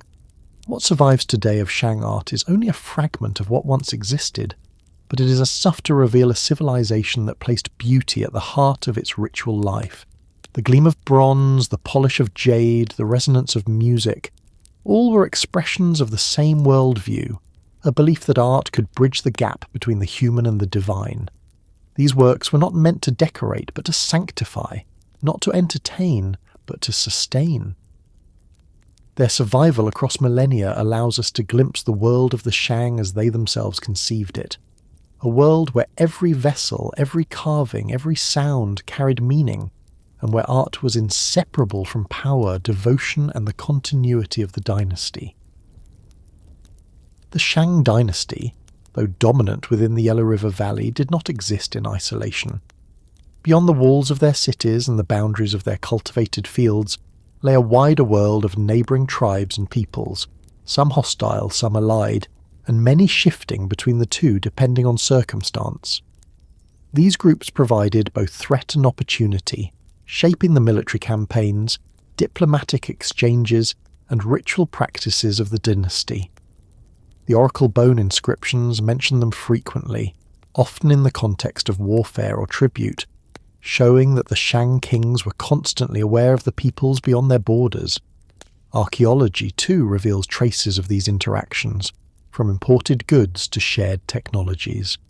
To understand the Shang fully, one must place them within this larger network of cultures that surrounded and interacted with their realm. The inscriptions on oracle bones provide some of the clearest evidence of the tribes with whom the Shang contended.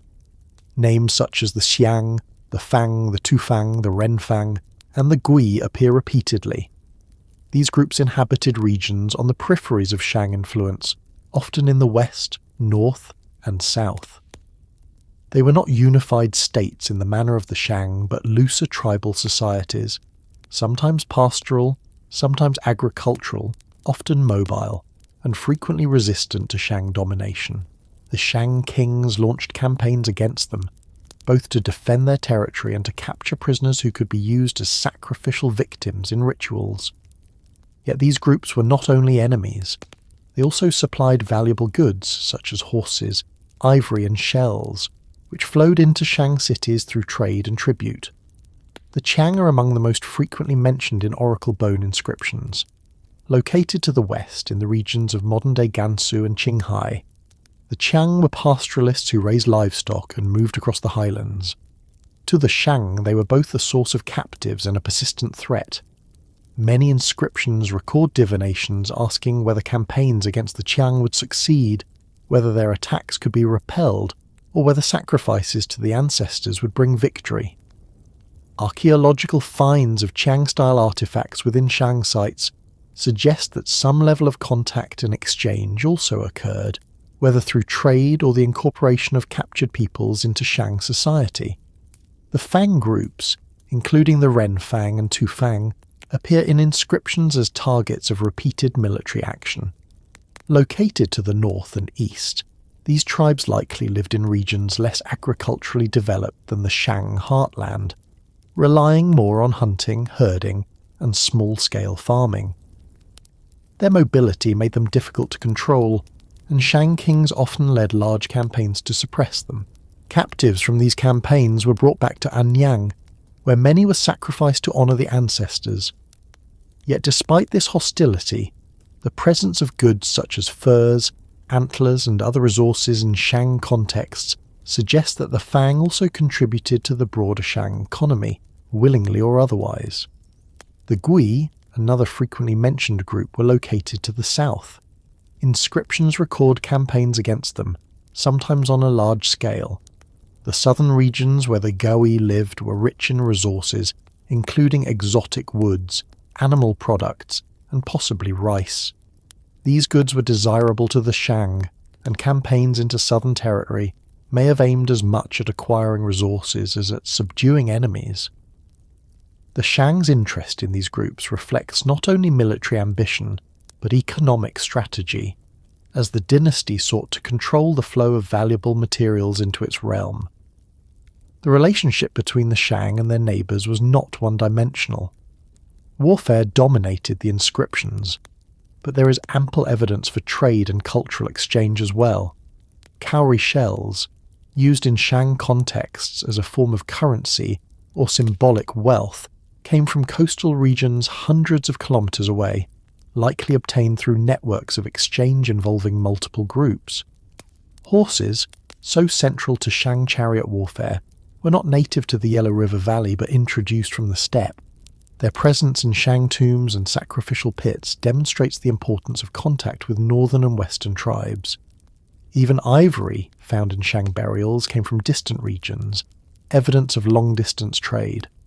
These exchanges suggest that the Shang were part of a much larger cultural world, connected through both conflict and cooperation. The dynasty's borders were not fixed lines, but shifting zones of influence, where power was asserted through campaigns, alliances, and tribute. Neighbouring tribes might be enemies one year and allies the next, depending on the outcome of battles and the demands of the court. Captives taken in war might be sacrificed, but others were likely absorbed into Shang society, serving as labourers, artisans, or even soldiers. In this way, the Shang realm was constantly replenished by the incorporation of outsiders, a process that both strengthened the dynasty and spread its influence. The diversity of artifacts found in Shang sites reinforces this picture of interaction. Objects with stylistic features distinct from Shang production, such as pottery from the steppe or ornaments from the south, appear in archaeological contexts, showing that goods, ideas and technologies flowed across cultural boundaries. The adoption of the chariot itself is the clearest example, for this technology originated far from the Shang heartland, but was integrated seamlessly into their military system. The Shang were not isolated innovators, but active participants in a wider world of exchange and adaptation. The perception of neighbouring tribes in Shang ideology was shaped by their role in ritual. Captives from these groups were not merely prisoners, but potential offerings to the ancestors. The oracle bones often record questions about whether sacrifices of captured enemies would please the spirits, or whether more victims were required. The blood of foreigners thus became part of the sacred economy of the dynasty, reinforcing the idea that warfare and ritual were inseparable. Yet this ritual use of captives also bound the tribes into the Shang order, for their very existence became part of the cycle of offerings that sustained the dynasty. The dynamic between the Shang and their neighbours was not entirely unequal. Some groups resisted Shang domination successfully, forcing the dynasty to launch repeated campaigns without achieving lasting control. The mobility of steppe tribes in particular made them formidable opponents, their hit-and-run tactics difficult for Shang infantry and chariots to counter. In some cases, the Shang may have formed alliances with certain tribes against others, using diplomacy as well as force to manage their borders. The fluidity of these relationships reflects the complexity of early state-tribe interactions, where boundaries were porous and identities constantly shifting. The world beyond the Shang borders was thus both a source of danger and a wellspring of vitality. From the west came horses and pastoralist traditions, from the north came steppe goods and threats of raids, from the south came exotic materials and fertile lands, from the east came shells and coastal products. Each direction brought both challenges and opportunities, shaping the Shang's strategies of war, trade and ritual. The dynasty thrived not by sealing itself off, but by engaging constantly with these neighbouring peoples, incorporating their resources, technologies, and even their bodies into the fabric of Shang society. The archaeological record of sites outside the Shang heartland confirms this interconnectedness. Excavations in peripheral regions reveal communities that interacted with the Shang, sometimes adopting their bronze technology or ritual practices, other times maintaining distinct traditions while exchanging goods.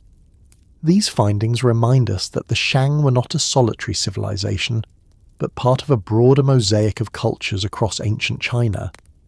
Their dominance in texts and archaeology reflects their power, but their world was one of constant contact with others, whose presence shaped the very character of the dynasty. When we examine the Shang in this broader context, their achievements appear not only as internal developments, but as part of a network of exchanges and rivalries. Their mastery of bronze depended on access to ores from distant mines. Their chariots depended on horses introduced from the steppe. Their rituals depended on captives taken in war.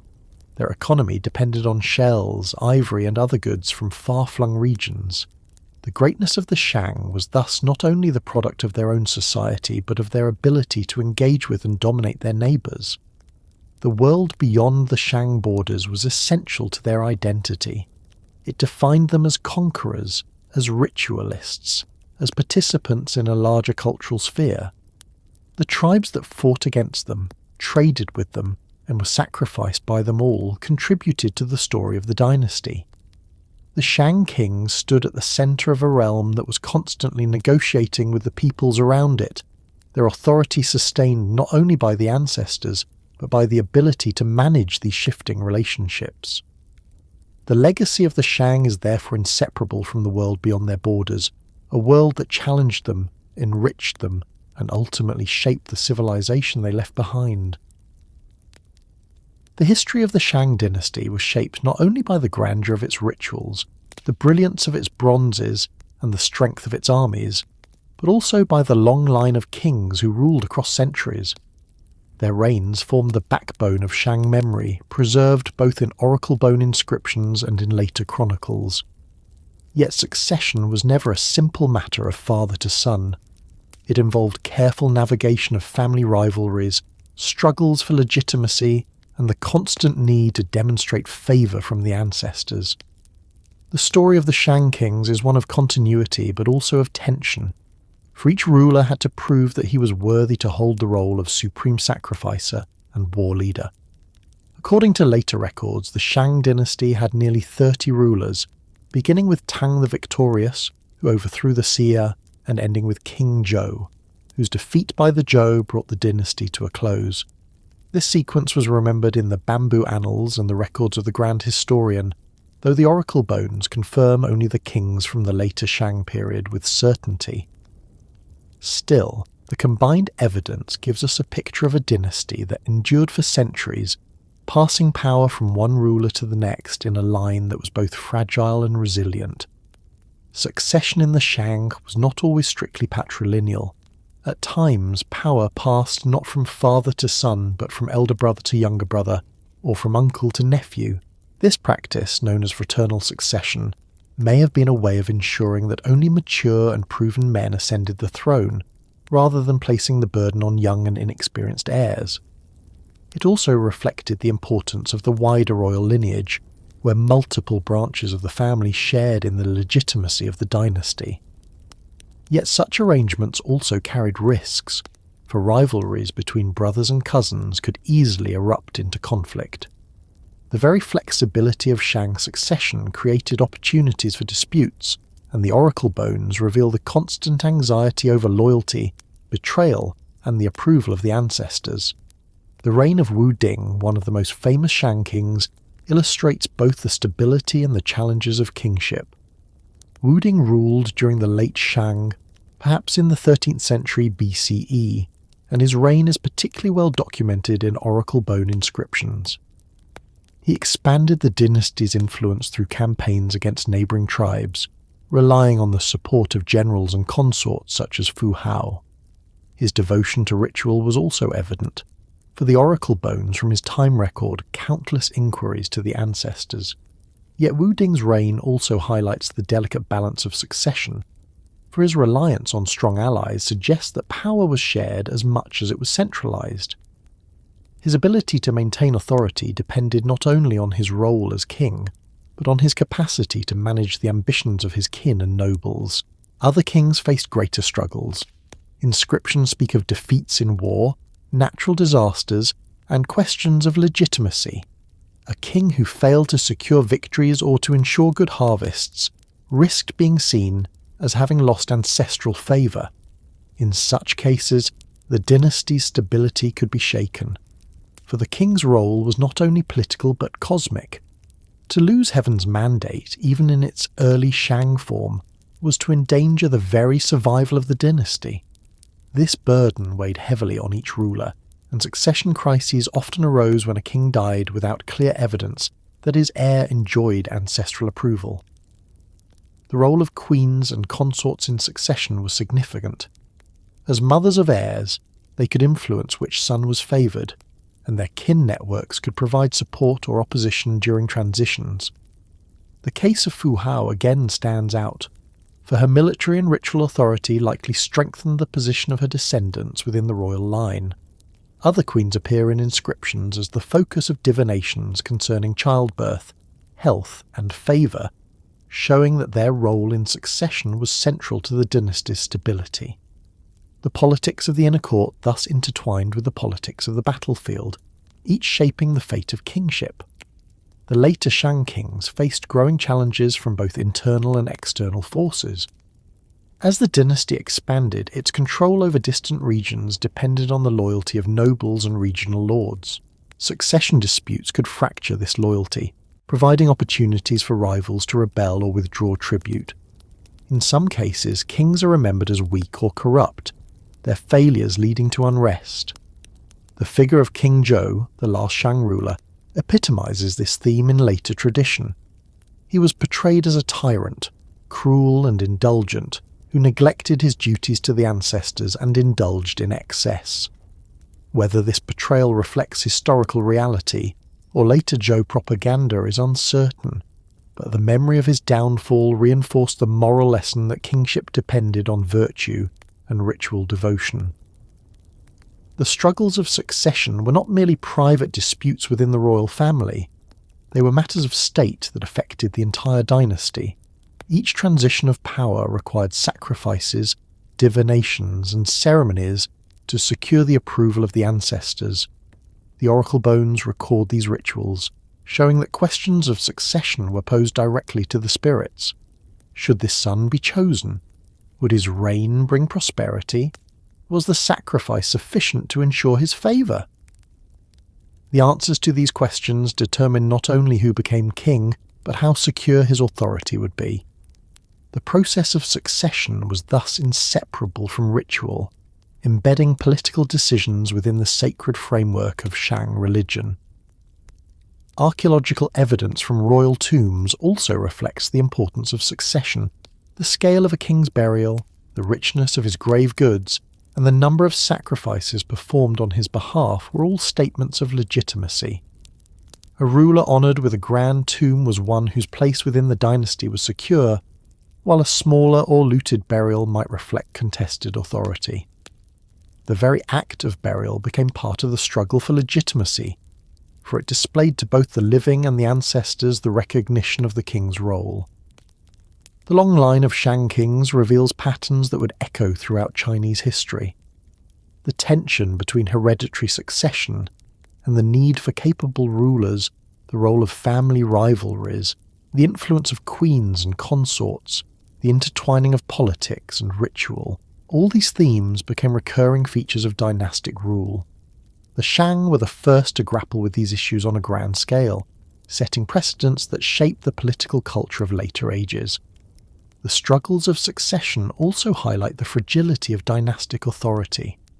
Despite the grandeur of their cities and the strength of their armies, the Shang kings were vulnerable to the same forces that toppled other rulers: family disputes, loss of legitimacy, and external pressures. Their ability to endure for centuries speaks to the resilience of their system, yet their eventual fall to the Zhou shows the limits of their adaptability. In the end, no dynasty could escape the cycle of rise and decline, and the story of the Shang kings embodies this universal rhythm of history. To trace the long line of Shang rulers is to follow the thread of continuity that bound the dynasty together through centuries of change. Each king faced the same sacred duties, the same burdens of sacrifice, the same need to prove his worth to ancestors and subjects alike. Some rose to greatness, expanding the dynasty's influence and reinforcing its legitimacy. Others faltered, leaving behind memories of weakness or tyranny.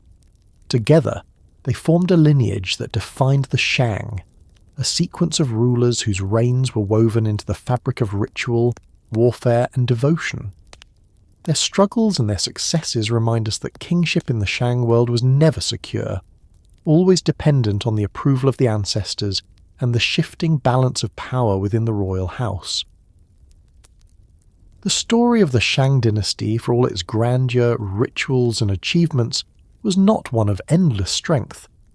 Like all dynasties, it carried within itself the seeds of decline. Over the course of centuries, the Shang kings maintained their authority through sacrifice, warfare, and the careful management of their nobility. Yet by the end of the dynasty, cracks had begun to appear in the system. Internal weaknesses combined with the rise of a powerful rival, the Zhou, to bring about the dynasty's collapse.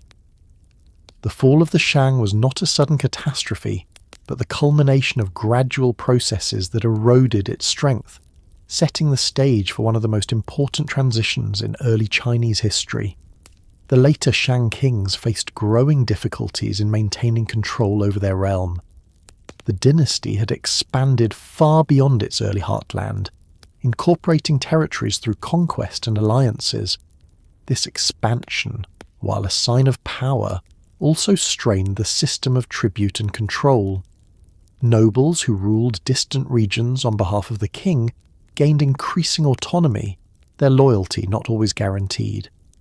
The reliance on kinship ties, so effective in earlier centuries, became harder to sustain as the dynasty stretched across wider territories. The system that bound the Shang together, ancestral worship, ritual obligations, and the authority of the king as supreme sacrificer, remained intact, but its practical effectiveness weakened as rival powers grew stronger. Archaeological evidence suggests that the later Shang capitals, especially Yin at Anyang, remained impressive centres of power, filled with bronzes, palaces and tombs. Yet the very grandeur of these sites may hint at a dynasty turning inward, focusing on ritual splendour even as external threats mounted. The scale of sacrifices in the late Shang increased, with larger numbers of human victims buried in pits and tombs. Some scholars interpret this as a sign of desperation, a belief that greater offerings were required to secure the favour of the ancestors. The blood of captives flowed in ever greater quantities, yet it may not have been enough to halt the dynasty's decline. The figure of the last Shang king, remembered in later tradition as King Zhou of Shang, embodies the narrative of decline. In the accounts of the Zhou who overthrew him, King Zhou was portrayed as a tyrant, cruel, indulgent and neglectful of his duties to the ancestors. Stories describe him as consumed by pleasures, constructing lavish palaces and surrounding himself with extravagance while ignoring the suffering of his people. He was said to have invented new forms of punishment and to have indulged in excesses that shocked even his own nobles. Whether these accounts reflect historical reality or Zhou propaganda is difficult to determine, but they shape the enduring image of the last Shang ruler as the archetype of a fallen king whose moral corruption brought about the dynasty's downfall. What is clear is that by the time of King Zhou, the Zhou people to the west had grown into a formidable power. Originally a vassal state under Shang authority, the Zhou had gradually consolidated their strength, uniting clans and building alliances. Located in the fertile Wei River Valley, they had access to rich agricultural lands and were positioned strategically between the Shang heartland and the steppe. Their leaders cultivated both military strength and a reputation for virtue, presenting themselves as capable of providing moral and political leadership superior to that of the declining Shang. The Zhou narrative of the Shang collapse was framed in terms of moral legitimacy. They claimed that the Shang had lost the favour of heaven through their excesses and neglect of ritual duties. In its place, the Zhou presented the doctrine that would later be known as the mandate of heaven, the idea that heaven grants authority to rulers based on their virtue, and that when rulers fail, heaven withdraws its mandate and transfers it to another. This doctrine justified the Zhou conquest not as mere rebellion, but as the fulfillment of cosmic will. The mandate of heaven would become one of the central ideas of Chinese political thought for millennia, but its first clear expression emerged in the context of the Shang's decline. The conflict between Shang and Zhou culminated in the famous Battle of Muyi, According to later accounts, the Zhou forces, though smaller in number, were disciplined and motivated, while the Shang army, demoralized and resentful of King Zhou's rule, offered little resistance. Some stories even claim that parts of the Shang army defected to the Zhou during the battle, unwilling to fight for a king they no longer respected. The result was a decisive victory for the Zhou, who marched into the Shang capital and brought the dynasty to an end. King Zhou is said to have taken his own life in despair, bringing closure to centuries of Shang rule. The fall of the Shang was not merely a change of rulers, but a profound transformation of the Chinese political and religious landscape.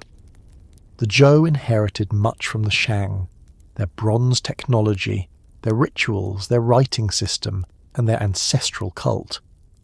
Yet they reinterpreted these traditions within their own ideological framework, emphasizing the mandate of heaven and the moral responsibilities of kingship. Where the Shang had focused on the authority of ancestors and the sacred duties of sacrifice, the Zhou expanded the scope of legitimacy to include the approval of heaven itself, a power that could transcend any single lineage. The archaeological record confirms both continuity and change in this transition. The Zhou continued to use bronze vessels for rituals, but the inscriptions grew longer, recording not only the names of ancestors, but also historical events, and moral declarations. The practice of human sacrifice declined, replaced gradually by symbolic offerings. The political structure shifted as well, with the Zhou implementing a system of feudal-style grants to relatives and allies, decentralizing power in a way that both strengthened their hold and sowed the seeds of future challenges. In this sense, the decline of the Shang and the rise of the Zhou mark both an end and a beginning, the close of one of China's first dynasties, and the opening of a new era that would last for centuries.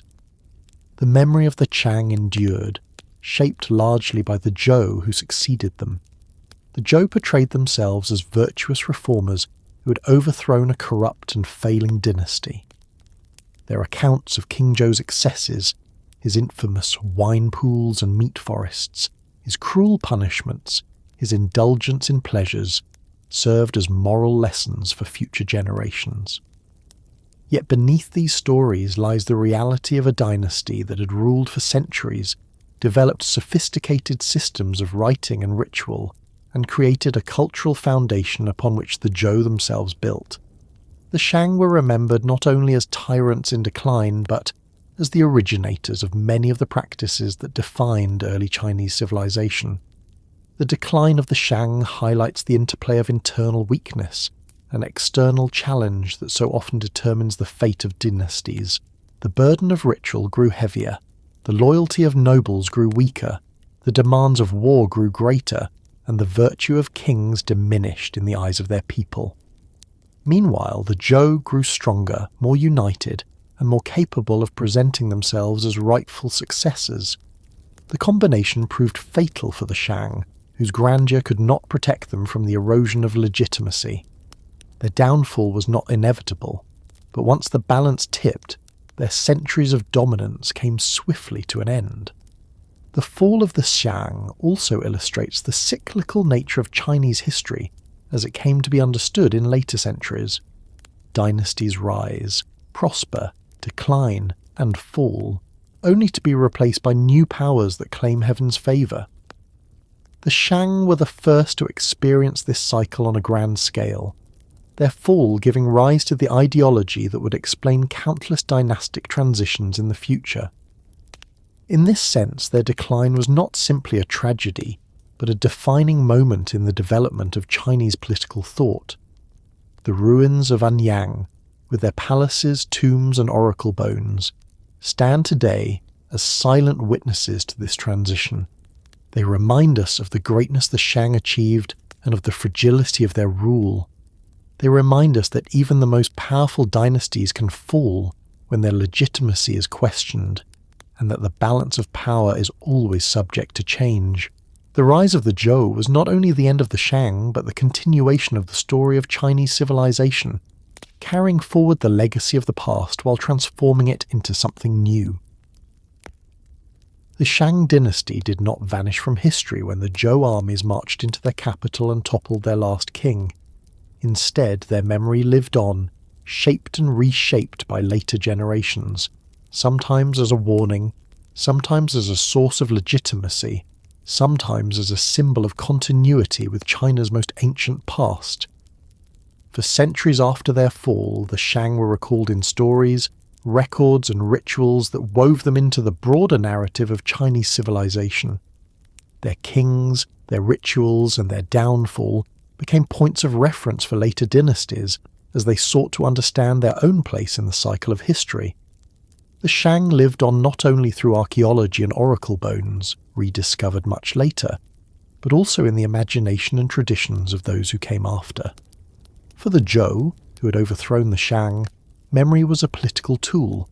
They framed the Shang's fall as the result of moral corruption and neglect of ancestral duty. In their view, King Zhou of Shang had indulged in excess, cruelty and irreverence, losing the favour of heaven. This narrative provided the Zhou with justification for their conquest. They argue that heaven had withdrawn its mandate from the Shang and granted it to the Zhou, establishing the principle that moral virtue determined legitimacy. The mandate of heaven became a central doctrine of Chinese political thought, and the memory of the Shang was essential in shaping it. By portraying the Shang as once powerful but ultimately corrupt, the Zhou reinforced their own role as righteous successors. Yet the Zhou did not erase the Shang entirely. They adopted and continued many Shang practices, especially in ritual.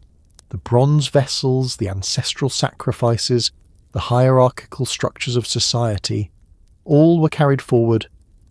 In some cases, the Zhou even maintained sacrifices to Shang ancestors, acknowledging their place in the cosmic order. The Zhou kings honoured Dixin, the last Shang ruler remembered as King Zhou, with continued offerings, a gesture that demonstrated both reverence for the past and the Zhou's claim to moral authority. In this way, the memory of the Shang was integrated into Zhou ideology. The dynasty had fallen, but its ancestors were still part of the sacred lineage that underpinned the legitimacy of kingship. Over time, the Shang became a point of reference for later historians. The records of the Grand Historian, compiled by Sima Qian during the Han Dynasty, presented a narrative of Shang history based on earlier texts and traditions. It traced the line of kings from Tang, the founder, to King Zhou, the last ruler, weaving together legends, moral lessons, and fragments of historical memory. In Sima Qian's telling, the Shang were both a great dynasty that had once ruled with justice and splendour, and a cautionary tale of decline brought about by moral failure. The figure of King Zhou loomed large, remembered as the archetype of a tyrant whose downfall was inevitable. His excesses, his infamous wine pools and meat forests, his cruel punishments, his indulgence in pleasures, were recounted in vivid detail, serving as warnings to future rulers. This moralized memory of the Shang shaped Chinese thought for centuries. Each dynasty looked back to the Shang as an example of both greatness and failure. They were admired for their achievements in bronze, writing and ritual, but condemned for the corruption that supposedly led to their fall. The cycle of rise and decline, first illustrated by the Shang, became a framework through which later dynasties understood their own histories.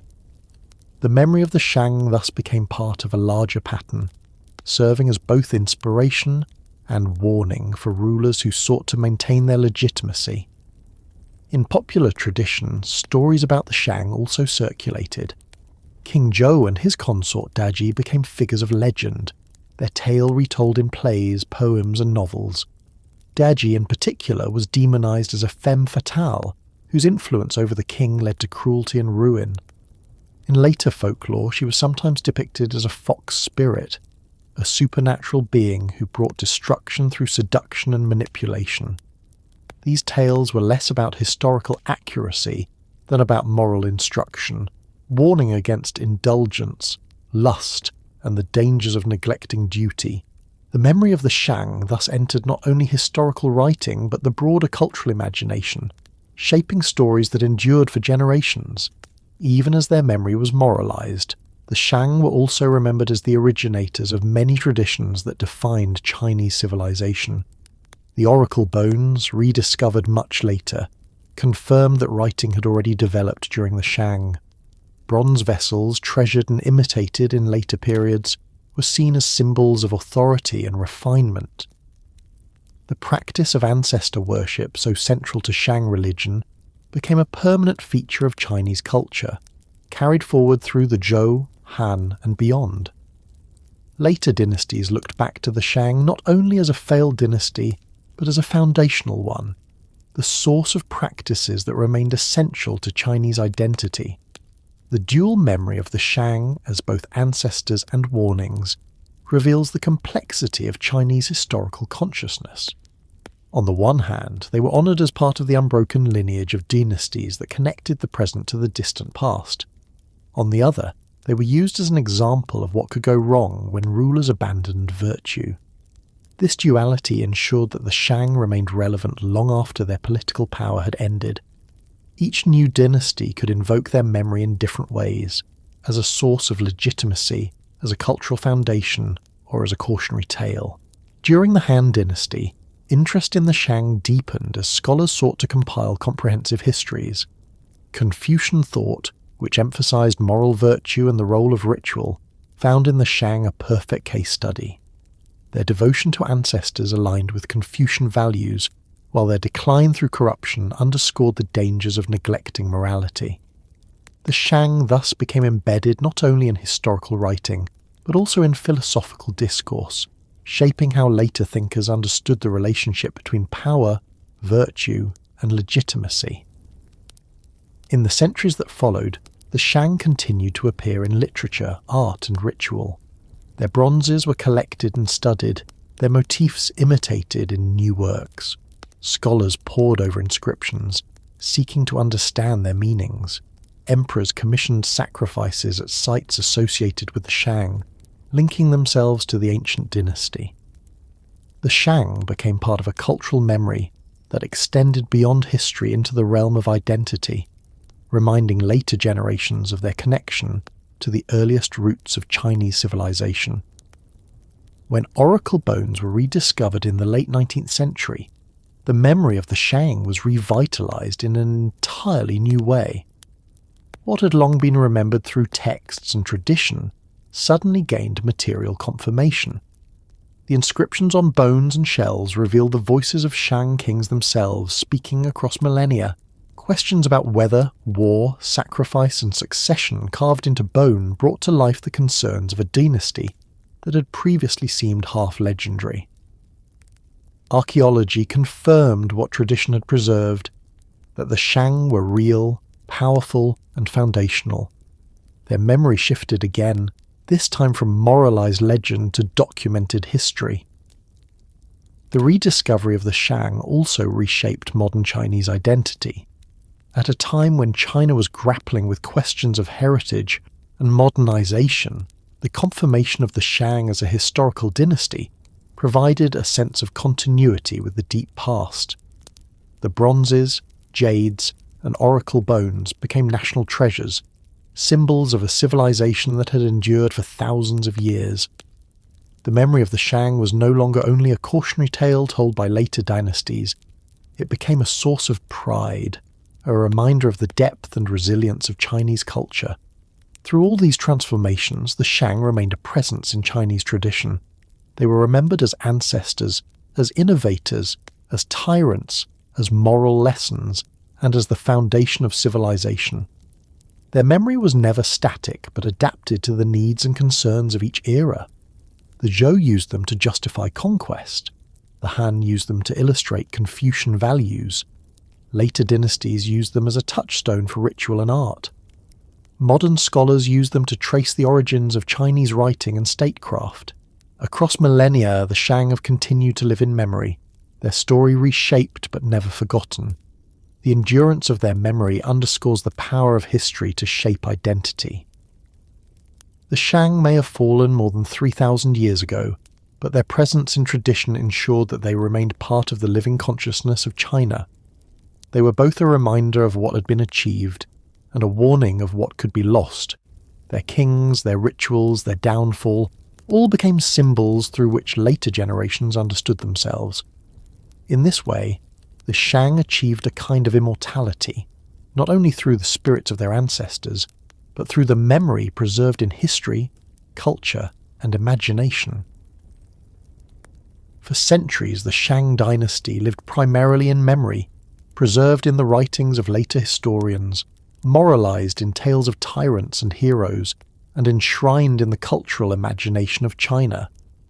Their bronzes survived in treasured collections, their stories echoed in classical texts, but their existence as a historical reality was often questioned. Many scholars before the modern era doubted whether the Shang had truly ruled, or whether they were a mythical precursor invented by the Zhou to justify their own conquest. The archaeological rediscovery of the Shang in the modern era transformed this uncertainty into certainty, bringing a legendary dynasty into the realm of documented history. Through excavations, artifacts, and inscriptions, the Shang re-emerged as a civilization of immense sophistication, forever altering the understanding of China's ancient past. The rediscovery began unexpectedly in the late 19th century when scholars came across dragon bones, sold in apothecary shops as medicine. These bones, used in traditional remedies, turned out to be the remains of animals inscribed with strange markings. Collectors and scholars soon realized that the markings were ancient script, the earliest form of Chinese writing yet found. These bones, later identified as oracle bones, were traced to fields near the village of Jiaotun, close to Anyang in Henan province. What had once been ground into powder for medicine was revealed to be priceless records of a lost world. The discovery of oracle bones marked the first breakthrough in confirming the historical reality of the Shang. The inscriptions carved on these bones and shells provided an extraordinary window into the concerns of Shang kings. They recorded divinations about harvests, warfare, weather, childbirth, and sacrifices, offering direct testimony from the rulers themselves. For the first time, scholars could read the voices of Shang kings across 3 millennia, preserved in the cracks and carvings of bone. The discovery confirmed not only the existence of the Shang, but also the sophistication of their writing system, demonstrating that Chinese civilization had developed literacy at an earlier stage than previously believed. The oracle bones became the foundation of modern Shang studies, providing evidence that bridged legend and history.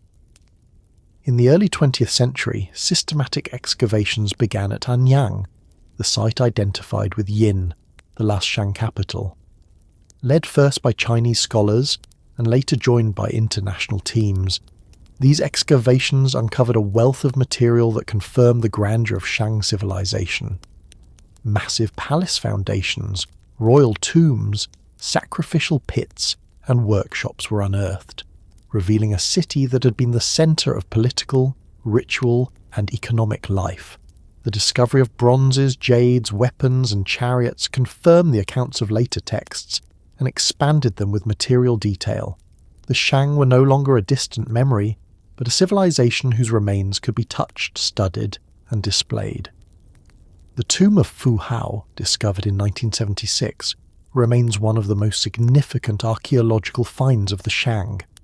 Intact and undisturbed by looters, it contained hundreds of artifacts, including bronzes, jades, and weapons, as well as the remains of human and animal sacrifices. The richness of the tomb confirmed the extraordinary status of Fu Hao, known from oracle bones as both a consort of King Wu Ding and a general who led campaigns in battle. Her tomb brought to life the role of women in the Shang court, challenging assumptions about gender in early Chinese history, and providing unparalleled insight into the social and ritual life of the dynasty. Excavations at Anyang also revealed large-scale sacrificial pits, where human and animal remains were interred in great numbers. These pits confirm the accounts of human sacrifice in Shang ritual, showing the extent to which warfare and devotion were intertwined. Chariot burials, with horses and vehicles placed alongside nobles, demonstrated the central role of chariot warfare in Shang military power. Workshops filled with moulds, slag, and tools showed the organisation of bronze production, highlighting the technical sophistication of Shang artisans. The archaeological record confirmed in material form what had been hinted at in texts and legends, that the Shang were a complex state with advanced technology, organised labour, and deeply rooted religious traditions. The rediscovery of the Shang had profound implications for Chinese identity. At a time when China was grappling with foreign pressures and questions of modernisation, the confirmation of the Shang as a real and powerful dynasty provided a sense of continuity with the deep past. The oracle bones, bronzes, and tombs became national treasures, symbols of a civilization that had flourished more than 3,000 years earlier. They offered proof that Chinese culture was among the world's oldest continuous traditions, grounding modern identity in the achievements of antiquity. The Shang were no longer merely the subjects of moralized stories, but a source of pride and cultural legitimacy. The study of the Shang also transformed the field of archaeology in China. Excavations at Anyang set new standards for systematic research, combining stratigraphy, artifact analysis, and epigraphy. The decipherment of oracle bone inscriptions became a major scholarly endeavour, with generations of researchers working to understand the earliest forms of Chinese writing. These studies not only illuminated Shang history, but also provided the foundation for understanding the development of Chinese characters across millennia. The rediscovery of the Shang thus advanced both historical knowledge and linguistic scholarship, linking archaeology with philology in a way that few discoveries had done before. Beyond Anyang, other sites associated with the Shang have been excavated, expanding the picture of their civilization. Early capitals such as Zhengzhou revealed massive walls and workshops, showing the scale of Shang urban planning. Outlying sites revealed the extent of Shang influence, as well as the interactions with neighbouring cultures. Together, these excavations confirmed that the Shang were not an isolated dynasty, but part of a wider network of cultural and economic exchange. The spread of bronze technology, the presence of exotic goods such as cowrie shells, and the evidence of warfare with neighbouring tribes all underscored the complexity of their world. The rediscovery of the Shang also reshaped global understanding of ancient history. Before the 20th century, the Shang were little known outside China, their existence doubted by many Western scholars. The discoveries at Anyang placed them alongside Egypt, Mesopotamia, and the Indus Valley as one of the world's great early civilizations. Their bronzes, with their intricate designs and technical mastery, were recognized as masterpieces of ancient art. Their writing, preserved on bones and shells, was acknowledged as one of the earliest systems of literacy. The Shang took their place in the broader narrative of human civilization, their achievements recognized as part of a shared global heritage. The continuing study of Shang archaeology has revealed ever more details about their society. Advances in technology, from radiocarbon dating to residue analysis, have allowed scholars to reconstruct diets, agricultural practices, and trade networks. DNA studies of human remains have shed light on population movements and the incorporation of captives into Shang society. Analysis of isotopes in animal bones has revealed the origins of horses and cattle, confirming long-distance connections. Each new discovery adds depth to the picture, showing the Shang not as a static civilization, but as a dynamic society engaged in constant interaction with its environment and neighbours. The rediscovery of the Shang in the modern era also raises questions about memory and identity. For centuries, they had been remembered primarily through the lens of the Zhou and later dynasties, portrayed as both ancestors and cautionary examples. Archaeology challenged and enriched this memory, providing evidence that sometimes confirmed, sometimes contradicted the traditional narratives. The image of King Zhou as a tyrant, for example, remains difficult to evaluate archaeologically, for the material record shows a dynasty still capable of grandeur and organisation even in its final years. The tension between legend and archaeology continues to shape how the Shang are understood today, reminding us that memory and history are not always the same. Yet whatever the complexities, the rediscovery of the Shang has ensured that they occupy a central place in the story of China and of human civilization more broadly. Their cities, palaces, tombs and artifacts bring the distant past into the present, allowing us to imagine the world of kings and ancestors, of sacrifices and bronzes, of battles and rituals. Their achievements remind us of the ingenuity and devotion of early human societies, while their decline reminds us of the fragility of power and the inevitability of change. Through archaeology, the Shang have been restored not only to history but to cultural memory, their legacy renewed for each generation. The modern era has thus given the Shang a second life. No longer doubted or half forgotten, they stand revealed as one of the great dynasties of the ancient world, their voices preserved on bone, their artistry cast in bronze, their presence embedded in the soil of Henan. Their rediscovery bridges the gap between memory and evidence, legend and history, reminding us that the past is never truly lost as long as traces remain to be uncovered. The Shang, once known only as a name in ancient texts, now stand before us in all their complexity. Rulers, artisans, warriors, priests, and ancestors, their world resurrected through the patient work of archaeology.